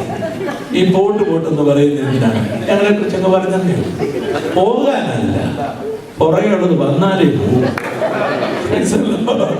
അപ്പോൾ ഇവിടെ നമ്മുടെ കർത്താവുണ്ടല്ലോ ഭാവം കാണിച്ചു. ഞാൻ അവരെ പോകും. അവർ പറഞ്ഞത് കേൾക്കണമോ നിങ്ങൾക്ക്? ഗുരു, നേരം സന്ധ്യയായി, കൂടെ പാർക്കാം. സ്തോത്രം, സ്തോത്രം. പല കാര്യങ്ങൾക്കും മറുപടി വൈകുന്നതിന്റെ കാരണം തിരിച്ചറിയണം. സ്തോത്രം. നിന്റെ പ്രതികരണം അറിയേണ്ടതിനാ മറുപടി. എന്തുവാ പ്രതികരണം? പ്രതികരണം ഉണ്ടാകേണ്ടത് എങ്ങനെയാ? ഗുരു, നേരം വൈകി, നീ കൂടെ പാർക്കണം. നിന്റെ ജീവിതത്തിൽ ചില ഇരുട്ട് മൂടുന്നെന്ന് ഈ സന്ധ്യാനേരത്ത് നിനക്ക് തോന്നുന്നെങ്കിൽ ഇന്ന് രാത്രി നീ നിന്റെ കർത്താവും രക്ഷകനുമായവരോട് പറ, നാഥാ ഇരുട്ട് വരുന്നു, നാഥാ ഒരു പ്രതിസന്ധിയിൽ ഞാനാകുന്നു, നാഥാ ഒരു അപകടം എന്റെ മുൻപിലുണ്ട്, നീ എന്നോട് കൂടെ പാർക്കണം, നീ എന്നോട് കൂടെ പാർക്കണം. നേരം വൈകുന്നു, നീ എന്നോട് കൂടെ പാർക്കണം. എത്ര പേര് ഇന്ന് സന്ധ്യകൾ കർത്താവിനോട് ഒന്ന് ഉള്ളു തുറന്ന് സംസാരിക്കാൻ തയ്യാറാകും? നിന്റെ സാന്നിധ്യമാണ് എനിക്ക് വേണ്ടത്, നീ എന്റെ കൂടെ പാർക്കിയാണ് എനിക്ക് വേണ്ടത്. നിശ്ചയമായും ഈ ഇരുട്ടിൽ നീ എനിക്ക് വെളിച്ചമായിരുന്നേ മതിയാകൂ. ആവശ്യമുള്ളവര്, ബോധ്യമുള്ളവര്, ഇന്ന് രാത്രി യേശുവിനോട് അങ്ങനെ സംസാരിക്കാൻ ആഗ്രഹിക്കുന്നവര് കരങ്ങളൊന്ന് തട്ടി ദൈവത്തിന് മഹത്വം കൊടുത്താട്ട്. ഇരുട്ട് വരുന്നു, അന്ധകാരം മൂടുന്നു, എനിക്കറിയത്തില്ല എന്ത് ചെയ്യണമെന്ന്, എനിക്കറിയത്തില്ല എതിരെ പോകണമെന്ന്, എനിക്കറിയത്തില്ല എന്ത് തീരുമാനമെടുക്കണമെന്ന്. നീ കൂടെ പ്രാർത്ഥനം. നമ്മുടെ പ്രതികരണം അറിയേണ്ടതിന് നമ്മൾ ചോദിച്ചതിന് മറുപടി വൈകി എന്ന് വരാം. അവിടെയാണ് നാം നമ്മുടെ യഥാർത്ഥ ഹൃദയത്തിന്റെ പ്രതികരണം വെളിപ്പെടുത്തേണ്ടത്. പോകട്ടെ. ആഗ്രഹിച്ച മറുപടി ഉടനെ ലഭിച്ചില്ലെങ്കിലും അവൻ എന്ത് ചെയ്യുന്ന പറഞ്ഞത്? കൽപ്പന പുറപ്പെടുവിക്കും. കുറെ കഴിഞ്ഞപ്പോൾ കർത്താവ് അവിടെ നിന്നവരോട് പറയുക, ആ കൽപാത്രങ്ങളിലെല്ലാം എന്ത് ചെയ്യേ? വെള്ളം കോരി നിറയ്ക്കും. ഇവിടെ ശ്രദ്ധിച്ചേ, കൽപാത്രങ്ങളിൽ വെള്ളം കോരി നിറയ്ക്കേണ്ട സമയം കഴിഞ്ഞു. വിരുന്നുകാര് വന്ന് കാലുകൾ കഴുകി അകത്ത് പ്രവേശിക്കേണ്ടതിനായി ഇതിൽ വെള്ളം കോരി വെച്ചിരിക്കുന്നു. സകല വിരുന്നുകാരും വിരുന്നുശാലയിൽ പ്രവേശിച്ച് കഴിഞ്ഞു. ഇനി എന്തിനാ ഗുരു ഇതിൽ ഞങ്ങളെ കൊണ്ട് വെള്ളം കോരിക്കുന്നു എന്ന് അവർ ചോദിച്ചില്ല. മനസ്സിലായോ? അവരവിശ്വസിച്ചില്ല. ഗുരു പറഞ്ഞതുപോലെ വെള്ളം കോരി നിറഞ്ഞു എന്ന് പറഞ്ഞപ്പോൾ കോരി വിരുന്നു വഴിക്ക് കൊണ്ടുപോയി കൊടുപ്പി. പച്ചവെള്ളം കണ്ട വിരുന്നുവാഴിക്ക് കൊടുത്താൽ എന്തോ അവസ്ഥ എന്ന് അവർക്ക് അറിയാം. പക്ഷേ അവരവിടെ അടച്ചു നിന്നില്ല, കോരിക്കൊണ്ട് വിരുന്നുവാഴിക്ക് കൊടുത്തു. രുചി നോക്കിയിട്ട് പറയുക, ഇതെങ്ങനെ സംഭവിച്ചു? അവിടെ നമുക്കൊരു ദൂതുണ്ട്. ദൈവം നിന്റെ ജീവിതത്തിൽ ഒരു അത്ഭുതം ചെയ്യുമ്പോൾ അത് എങ്ങനെയാണെന്ന്, എവിടെ നിന്നാണെന്ന് ലോകം അറിയില്ല. എത്ര പേർക്ക് മനസ്സിലായി? ലോകം അറിയത്തില്ല, ലോകത്തിന് അറിയത്തില്ല. Price the Lord. ഇന്ന് രാത്രി ദൈവം ഇന്ന് സന്ധ്യയിൽ ഒരു അത്ഭുതം, ഒരു അടയാളം, ഒരു നന്മ ദൈവം നിന്റെ ജീവിതത്തിൽ ചെയ്യുന്നുവെങ്കിൽ അത് എങ്ങനെയാണെന്ന് ഒരുപക്ഷെ നിങ്ങൾ ചിന്തിച്ചേക്കും. എവിടെ നിന്നാണെന്ന് ചിന്തിച്ചേക്കും. അത് കിഴക്ക് നിന്നാണോ, അത് പടിഞ്ഞാറ് നിന്നാണോ, അത് തെക്ക് നിന്നാണോ എന്ന് ചിന്തിച്ചേക്കാം. എന്നാൽ ഞാൻ ആത്മാവിൽ ദൂത് പറയാം, ദൈവത്തിന്റെ പക്കൽ നീ അറിയാത്ത ചില വഴികൾ വെച്ചിട്ടുണ്ട്. രണ്ട് ഉദാഹരണം പറയാം. ബെഥസ്ദ കുളക്കരയിൽ കിടന്നു ഒരുത്തനുണ്ടല്ലോ, അവനോട് യേശു ചോദിച്ചു, നിനക്ക് സൗഖ്യമാകുവാൻ ഉണ്ടെന്നും ഇല്ലെന്നും അവൻ പറഞ്ഞില്ല. ഞാൻ ആ ഭാഗം വിശദീകരിക്കുന്നില്ല. അവന് ഒറ്റ കാര്യമേ അറിയാവുള്ളൂ. ദൂതൻ കുളം കലക്കുന്നു, ആദ്യം ചാടുന്നവൻ സൗഖ്യമാകും. അത് സംബന്ധിച്ച് അവൻ പറഞ്ഞത്, ഞാൻ ചെല്ലുമ്പോൾ എനിക്ക് മുമ്പ് വേറെ ഒരുത്തൻ ഇറങ്ങിയിരിക്കും, എന്നെ സഹായിപ്പാനുമായിരിക്കില്ല. രണ്ട് കാര്യങ്ങൾ അവൻ പറഞ്ഞു. അപ്പൊ അവൻ അറിയാവുന്ന ഈ ഒരു മാർഗമേ ഉള്ളൂ. സൗഖ്യത്തിനും വിടുതലിനും അവൻ അറിയാവുന്ന ഈ ഒറ്റ മാർഗമേ ഉള്ളൂ. എന്നാൽ യേശു ഇവിടെ വന്നത് നിനക്ക് ഇന്ന് വരെ അറിയാൻ പാടില്ലാത്ത ഒരു പുത്തൻ വഴി നിനക്ക് തുറക്കാനാവുന്നത്. ഇത് മനസ്സിലായോ? നീ പരിചയിച്ചതും നിനക്കറിയാവുന്നതും ഇന്ന നിലയിൽ ഇന്ന വഴിയിലൂടെ ആയിരിക്കാം നന്മ, അനുഗ്രഹം, വിടുതൽ, സൗഖ്യം എന്നൊക്കെ ആയിരിക്കും ചിന്തിക്കുന്നത്. പക്ഷേ നീ ഇന്ന് വരെ ചിന്തിച്ചിട്ടില്ലാത്ത ചില വഴികൾ ദൈവം നിനക്ക് വേണ്ടി ഒരുക്കുന്ന കർത്താവാണ്. മോശെ ചെങ്കടലിന്റെ തീരം വരെ എത്ര ആവേശത്തോടെ ജനം വന്നെന്നറിയാവോ? നമ്മുടെയൊക്കെ സ്ഥിതി ഇതാ. കാര്യങ്ങളെല്ലാം നന്നായിരിക്കുക, അത് തന്നെയല്ല കിട്ടിയിരിക്കുന്ന ഭാണ്ഡക്കെട്ട് എന്ത് ഭയങ്കരമായ കരുതലുമായിട്ടാണ്. ചുമ്മാ കിട്ടിയതില്ലേ, എല്ലായിടത്തും മേടിച്ചോണ്ട് പോകുന്ന വലിയ ഉത്സാഹത്തോടെയാണ്. പക്ഷെ ചെങ്കടലിന്റെ തീരത്ത് വന്നു, മുന്നോട്ട് പോകാൻ സാധ്യമില്ലെന്ന് കണ്ടപ്പോൾ പിറുപിറുക്കാൻ തുടങ്ങി. മോശയ്ക്കെതിരെ കല്ലെറിയാൻ തുടങ്ങി. നിങ്ങൾക്ക് കേൾക്കണമെന്ന് ഞാൻ രണ്ട് ദൂതമെന്ന് പറയാം. ഒന്ന്, ജനങ്ങൾ പിറുപിറുക്കുകയും മത്സരിക്കുകയും ചെയ്തപ്പോൾ മോശ എന്തോ ചെയ്തു, തിരിച്ചതുപോലെ പ്രതികരിച്ചില്ല. പാസ്റ്റർമാരായ നമ്മൾ ശ്രദ്ധിക്കേണ്ട ഒരു കാര്യമാണ്. വാദിക്കുന്നവർ കാണും, തർക്കിക്കുന്നവർ കാണും, കണക്ക് ചോദിക്കുന്നവർ കാണും, കമ്മിറ്റി പ്രശ്നം ഉണ്ടാക്കുന്നവർ കാണും, വഴക്കുണ്ടാക്കുന്നവർ കാണും, ദൈവദാസന്മാരെ ബഹുമാനിക്കാത്തവർ കാണും. പക്ഷെ തിരിച്ച് നീ അതുപോലെ പ്രതികരിക്കരുത്. പ്രതികരിച്ചാൽ മുറിവുണ്ടാകും. പിന്നെ എന്തോ ചെയ്യണം? മോശയെ പോലെ യഹോവയുടെ സന്നിധിയിൽ വീഴുക. ആമേൻ. അതെങ്ങനെ മനസ്സിലാക്കാൻ കഴിയും? യഹോവയായ ദൈവം പറയും, മോശേ നീ എന്നോട് ഇങ്ങനെ കരഞ്ഞ് നിലവിളിക്കുന്നത് എന്ത്? എഴുന്നേൽക്ക്, ജനത്തോട് നീ പറ മുന്നോട്ട് പോകാൻ. കണ്ടോ, ഒരു ദൂത് എന്താണെന്നറിയാമോ? കലഹിച്ചവനും പിറുപിറുത്തവനും മത്സരിച്ചവനും ഫറവോന്റെ ശബ്ദവും ഫറവോന്റെ സൈന്യത്തിന്റെ ആരവവും കുതിരയുടെ കുളമ്പടി നാദവുമാണ് കേട്ടത്. എന്നാൽ പ്രാർത്ഥിച്ചവൻ ദൈവ ശബ്ദം കേട്ടു. എത്ര പേർക്ക് മനസ്സിലായി? നിന്റെ ഉള്ളിൽ കലഹവും പിറുപിറുപ്പും ആവലാതിയും പോർക്കും ഒക്കെ ഇരിക്കുന്നതെങ്കിലുണ്ടല്ലോ, നീ ലോകത്തിന്റെ ശബ്ദമേ കേൾക്കൂ. നീ ദൈവസന്നിധിയിൽ ഓരോരോ കണ്ണീരൊഴുക്കി പ്രാർത്ഥിക്കുന്ന ഒരു വിശ്വാസിയാണെങ്കിൽ നീ ദൈവശബ്ദം കേൾക്കും. ദൈവശബ്ദം കേൾക്കും. ഇന്ന് രാത്രി ലോകത്തിന്റെ ശബ്ദമാണോ വേണ്ടത്? ദൈവശബ്ദമാണോ വേണ്ടത്? ലോകത്തിന്റെ ഭയപ്പെടുത്തുന്ന ആരവമാണോ കേൾക്കേണ്ടത്? നിന്നെ ധൈര്യപ്പെടുത്തുന്ന ദൈവശബ്ദമാണോ കേൾക്കേണ്ടത്? ഫറവോന്റെ കുതിരയുടെ കുളമ്പടി കേൾക്കും തോറും ഇസ്രായേലിൽ ഭയം വർദ്ധിച്ചു വന്നു. എന്നാൽ മോശയോട് യഹോവയായ ദൈവം പറഞ്ഞു, ജനത്തോട് മുന്നോട്ട് പോകുവാൻ കൽപ്പിക്കാം. മോശ എഴുന്നേറ്റു. യഹോവയുടെ ദൂത് ജനത്തോട് പറഞ്ഞു. പക്ഷേ ഇസ്രായേൽ മക്കൾ ചോദിക്കുന്ന ഒരു ചോദ്യം ഉണ്ടാകാം, അവിടെ എഴുതിയിട്ടില്ല. മോശ മുൻപിൽ ചെങ്കടൽ, ഇരുവശങ്ങളിൽ പർവ്വതം, പുറകിൽ ഫറവോനും സൈന്യവും. എങ്ങനെയാ മുന്നോട്ട് പോണേ? എങ്ങനെ മുന്നോട്ട് പോകും? പക്ഷെ മോശയ്ക്ക് ഒന്നേ പറയാനുള്ളൂ, എങ്ങനെയാ മുന്നോട്ട് പോകേണ്ടതെന്ന് എനിക്കറിയത്തില്ല. പക്ഷേ എനിക്കൊന്നറിയാം, ദൈവം ഇവിടെ ഒരു അത്ഭുതം ചെയ്യും. സ്തോത്രം. മിസ്രയീമിൽ നിന്ന് ഫറവോന്റെ അടിമത്തത്തിൽ നിന്ന്, ഫറവോന്റെ അമ്മിക്കയറിൽ നിന്ന് നമ്മെ സ്വതന്ത്രരാക്കിയ, പെസഹ കുഞ്ഞാന്റെ ചോരത്തളിയാൽ സംഹാരകനിൽ നമ്മെ വിടുവിച്ച, മിസ്രയീമിൽ നിന്ന് കാഹളം കെട്ടപ്പോൾ പുറപ്പെടുവിച്ച അത്യുന്നതനായ ദൈവം ഈ ചെങ്കടലിന്റെ തീരത്ത് എന്നെയും എന്റെ ജനത്തെയും കൈവിടത്തില്ല എന്ന് മോശെ ആഴമായി വിശ്വസിച്ചുകൊണ്ട് പറഞ്ഞു. എങ്ങനെയാണെന്ന് എനിക്കറിയത്തില്ല, എവിടെ നിന്നാണെന്ന് എനിക്കറിയത്തില്ല, പക്ഷെ ഒന്നെനിക്കറിയാം, ദൈവം എന്റെ ജനത്തെ വിടുവിക്കും. അത്രയും ഒന്ന് അറിയാമെങ്കിൽ ദൈവത്തിന് ഹല്ലേലൂയ പറഞ്ഞാട്ടെ. നിങ്ങൾക്ക് കേൾക്കണമോ? മോശയ്ക്ക് അറിയത്തില്ല എങ്ങനെയാണ് ലഭിക്കുന്നത്. മോശ ഒരിക്കലും കണ്ടിട്ടില്ല ചെങ്കടലിന്റെ അടിയിൽ ഒരു രാജവീതി ഉണ്ടെന്ന്. അതുവരെ ചെങ്കടൽ വിഭജിക്കപ്പെട്ട, അല്ലെങ്കിൽ ഏതെങ്കിലും ഒരു കടൽ വിഭജിക്കപ്പെട്ടതായി മോശ കേട്ടിട്ടുമില്ല, വായിച്ചിട്ടുമില്ല, പഠിച്ചിട്ടുമില്ല. ചുരുക്കത്തില് ഞാൻ നിങ്ങളോട് ആത്മാവിൽ പറയുന്ന മെസ്സേജ് എന്താണെന്ന് അറിയാമോ? നീ അറിയാത്ത ഒരു വഴി ദൈവം നിനക്ക് വേണ്ടി കരുതിയിട്ടുണ്ട്. നീ ചിന്തിക്കാത്ത ഒരു മാർഗം ദൈവത്തിന്റെ തലമുറയ്ക്ക് വേണ്ടി കരുതിയിട്ടുണ്ട്. എത്ര പേർക്ക് ഇന്ന് രാത്രി വിശ്വാസത്താൽ ആ ദൂത് ഒന്ന് ഏറ്റെടുത്ത ദൈവത്തിന് മഹത്വം കൊടുക്കാൻ കഴിയും? ഞാൻ അറിയാത്തൊരു വഴി ദൈവം എനിക്ക് വേണ്ടി കരുതിയിട്ടുണ്ട്. ഞാൻ ചിന്തിക്കാത്തൊരു മാർഗം എന്റെ ദൈവം എന്റെ കുടുംബത്തിന് വേണ്ടി, എന്റെ തലമുറയ്ക്ക് വേണ്ടി കരുതിയിട്ടുണ്ട്.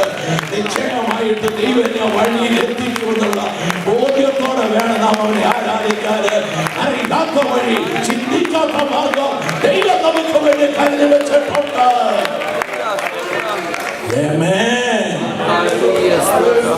മോശേ, എവിടാ വഴി? പറയാം. ആ വഴി വെള്ളം കയറി മൂടിക്കിടക്കുക. മനസ്സിലായോ? വിടുതലിന്റെ വഴി, ഉദ്ധാരണത്തിന്റെ വഴി, അത്ഭുതത്തിന്റെ വഴി, ദൈവം നിനക്ക് വേണ്ടി കരുതിയിരിക്കുന്ന രാജവീതി ഇന്ന് വെള്ളം കയറി മൂടിക്കിടക്കുക. സ്തോത്രം.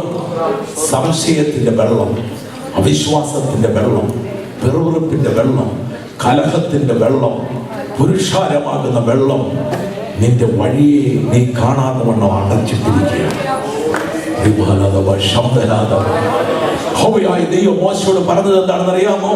ഈ വെള്ളം മാറിപ്പോകാൻ നീ കുറെ കൂടെ പ്രാർത്ഥിക്കാനല്ല പറഞ്ഞത്, ആ വെള്ളം മാറിപ്പോകുവാൻ കൽപ്പിക്കുക. സ്തോത്രം, സ്തോത്രം. ആരോടാ പറഞ്ഞത്? ഇതുവരെ പ്രാർത്ഥിച്ചു കൊണ്ടിരുന്ന, പ്രാർത്ഥനയിൽ പോരാടിക്കൊണ്ടിരുന്ന മോശയോടാ പറഞ്ഞത്, നീ ഇനി എഴുന്നേറ്റ് ആത്മാവിൽ കൽപ്പിക്കുക. ഇന്ന് രാത്രി പ്രാർത്ഥനയിൽ വിഷയങ്ങളുടെ മുൻപിൽ പോരാടിക്കൊണ്ടിരിക്കുന്ന ദൈവജനത്തോട് ഞാൻ പറയാം, നിന്റെ മുൻപിലുള്ളതായ പ്രതികൂലം മാറിപ്പോകുവാൻ നീ സംഖ്യയിൽ ആത്മാവിൽ കൽപ്പിക്കുക. ആ രോഗം മാറിപ്പോകുവാൻ ആത്മാവിൽ കൽപ്പിക്കുക. വാ പിളർന്നു നിൽക്കുന്ന ആ സർപ്പം നിന്നെ വീഴുമെന്ന് വാതുകെട്ടുന്ന ആ ദുഷ്ട സർപ്പത്തോട് നീ ആത്മാവിൽ രാത്രി അധികാരത്തോടെ പറ, വായടക്കാൻ പറ. യേശുവിന്റെ നാമത്തിൽ അങ്ങനെ സംഭവിക്കട്ടെ. യേശുവിന്റെ നാമത്തിൽ ആ പ്രതികൂലത മാറിപ്പോകുവാൻ നീ ആത്മാവിന്റെ അധികാരത്തോടെ കൽപ്പിക്കുക. ആത്മാവിന്റെ ദൈവത്തെ ആരാധിക്കുക. സ്തോത്രം ചെയ്യുക. ഇന്ന് സന്ധ്യയിൽ നീ കൽപ്പനിച്ചിട്ട് വിടുതൽ പ്രാപിച്ചിട്ടേ പോകാവൂ. തടസ്സങ്ങൾ മാറിപ്പോകട്ടെ, സംശയം മാറിപ്പോകട്ടെ, അവിശ്വാസം മാറിപ്പോകട്ടെ, ഇന്ന് രാത്രി എതിർപ്പുകൾ മാറിപ്പോകട്ടെ. ദുഷ്ടപിശാചേ, നീ വിട്ടുപോകുക. ദൈവജനത്തിന്റെ നന്മയ്ക്കെതിരെ, ദൈവജനത്തിന്റെ ഉദ്ധാരണത്തിനെതിരെ, ദൈവസഭയുടെ വളർച്ചയ്ക്കെതിരെ വാതുകെട്ടിക്കൊണ്ട് നിൽക്കുന്ന, പോരാടിക്കൊണ്ട് നിൽക്കുന്ന, മതില് കെട്ടി വിട്ടു തരികയില്ലെന്ന് പറയുന്ന അന്ധകാര ശക്തികളാണ് ഇന്ന് രാത്രി സഭ ആത്മാവിന്റെ അധികാരത്തിൽ കൽപ്പിച്ച് മാറിപ്പോകുക.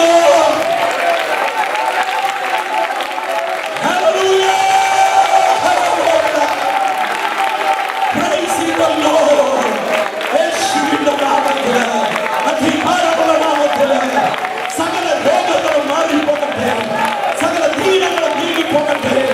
യേശുവിന്റെ നാമത്തില് വേദനകൾ മാറിപ്പോകട്ടെ. യേശുവിന്റെ നാമത്തില് ട്യൂമർ മാറിപ്പോകട്ടെ. യേശുവിന്റെ നാമത്തില് രോഗങ്ങൾ നീങ്ങിപ്പോകട്ടെ.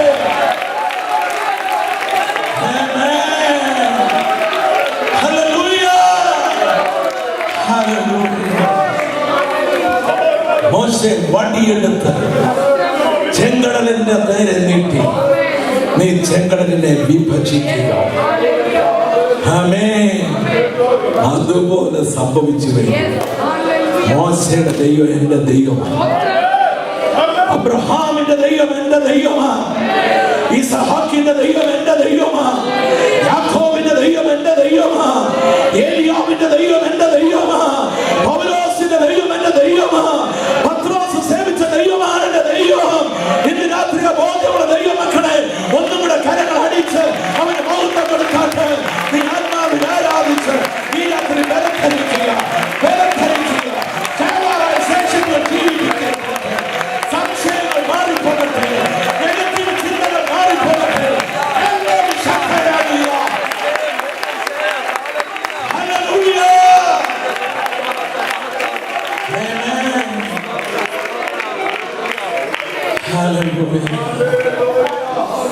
എനിക്കറിയത്തില്ല എങ്ങനെ അക്കരെ പോകാൻ പറ്റും. ഞാൻ കണ്ടിട്ടില്ല ഈ സമുദ്രത്തിന്റെ അടിയിലെ വഴികൾ. എന്നാൽ അവനോട് സംസാരിച്ചു മുന്നോട്ട് പോകുവാൻ. ഇന്ന് രാത്രി ചില ഹൃദയങ്ങളോട് ദൈവത്തിന്റെ ആത്മാവിടപെട്ടത് എങ്ങനെയെന്ന് എനിക്കറിയത്തില്ല. എന്നാൽ ആത്മാവ് പറയുന്നു നീ മുന്നോട്ട് പോകുക, നീ മുന്നോട്ട് പോകുക. നിനക്ക് തടസ്സങ്ങൾ ഇട്ടുകൊണ്ട് പോരാടുന്ന ആ ദുഷ്ടശക്തിയോട് നീ ആത്മാവിൽ കൽപ്പിക്കേ, മാറിപ്പോകാൻ കൽപ്പിക്കേ, മാറിപ്പോകാൻ കൽപ്പിക്കേ. ആ സിംഹത്തോട് നീ വായടക്കാൻ പറ, ആ മഹാസർപ്പത്തോട് നീ വായടക്കാൻ പറ. തടസ്സമിടുന്ന അന്ധകാര ശക്തിയോട് മാറിപ്പോകാൻ പറ.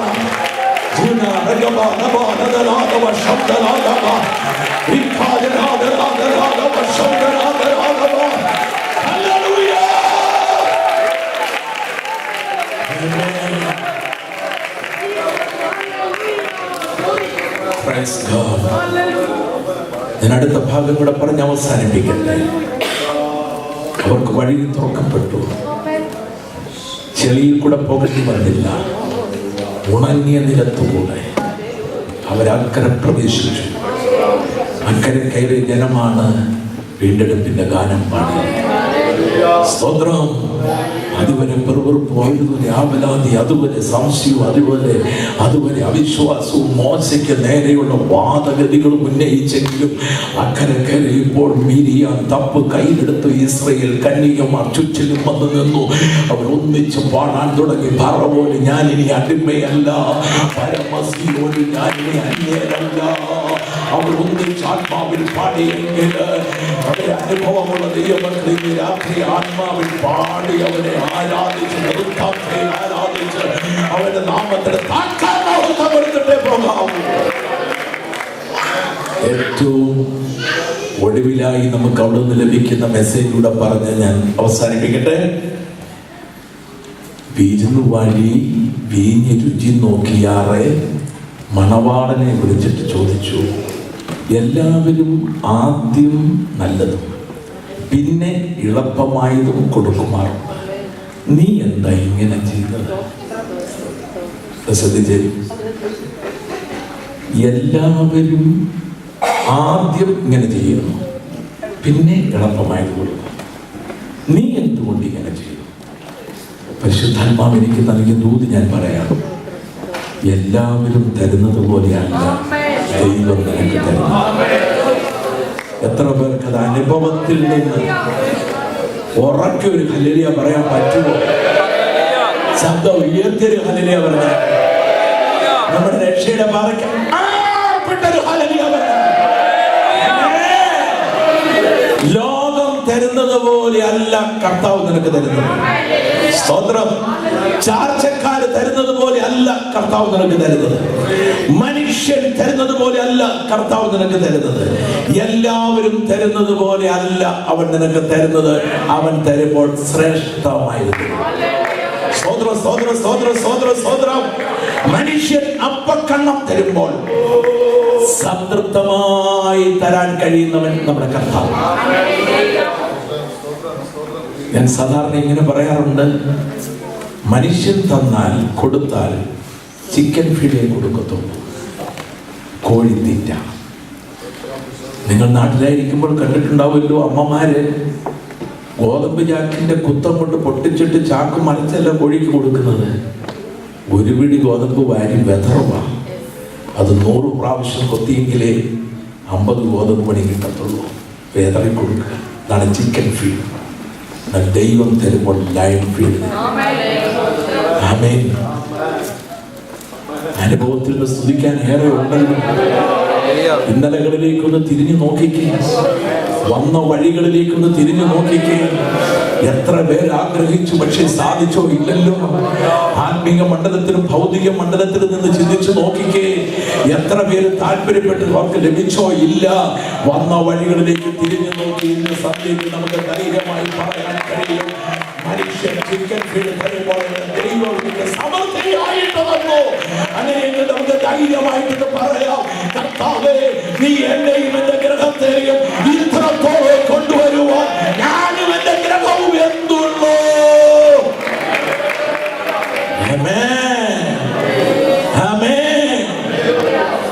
യേശുവിനെ ക്ഷണിക്കുക.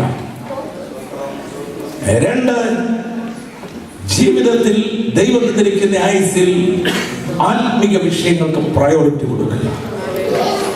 3, യേശുവിനെ കർത്താവിനെ സേവിക്കുമ്പോൾ തന്നെ പ്രശ്നങ്ങളും പ്രതികൂലങ്ങളും ഉണ്ടാകുമ്പോൾ പിന്മാറിപ്പോകാതെ ഇത് ദൈവം നന്മയ്ക്കായി കൂട്ടിയിണക്കുമെന്ന് വിശ്വസിക്കുക. 4, അവിടെയും ഇവിടെയും സഹായിക്കാൻ കഴിയാത്ത മനുഷ്യപുത്രന്മാരുടെയും മധ്യസ്ഥന്മാരുടെ അടുക്കൽ കാര്യം പറഞ്ഞു നടക്കാതെ പ്രശ്നത്തിന് പരിഹാരകനായി യേശുവിനോട് സംസാരിക്കുക. 5, ആഗ്രഹിച്ച മറുപടി ഉടനെ ലഭിച്ചില്ലെങ്കിലും എന്റെ പ്രതികരണം വെളിപ്പെടുത്തുമ്പോൾ അവൻ എനിക്ക് ഉത്തരമരുന്നും അവൻ കൽപ്പന പുറപ്പെടുവിക്കും. 6, അവനൊരു നന്മ തരുമ്പോൾ അത് എവിടെ നിന്ന് എങ്ങനെയെന്ന് എനിക്കറിയത്തില്ല, ലോകം അതറിയത്തില്ല, ഞാൻ അറിയാത്ത വഴി ദൈവം എനിക്ക് വേണ്ടി കരുതി വെച്ചിട്ടുണ്ട്. ഏറ്റവും ഒടുവിൽ അവൻ തരുമ്പോൾ ഏറ്റവും ശ്രേഷ്ഠമായത് നൽകി നമ്മൾ കാര്യങ്ങളെടുത്തിട്ട് 3 ഹല്ലേലൂയ പറയാമോ? ശബ്ദം ഉയർത്തേ.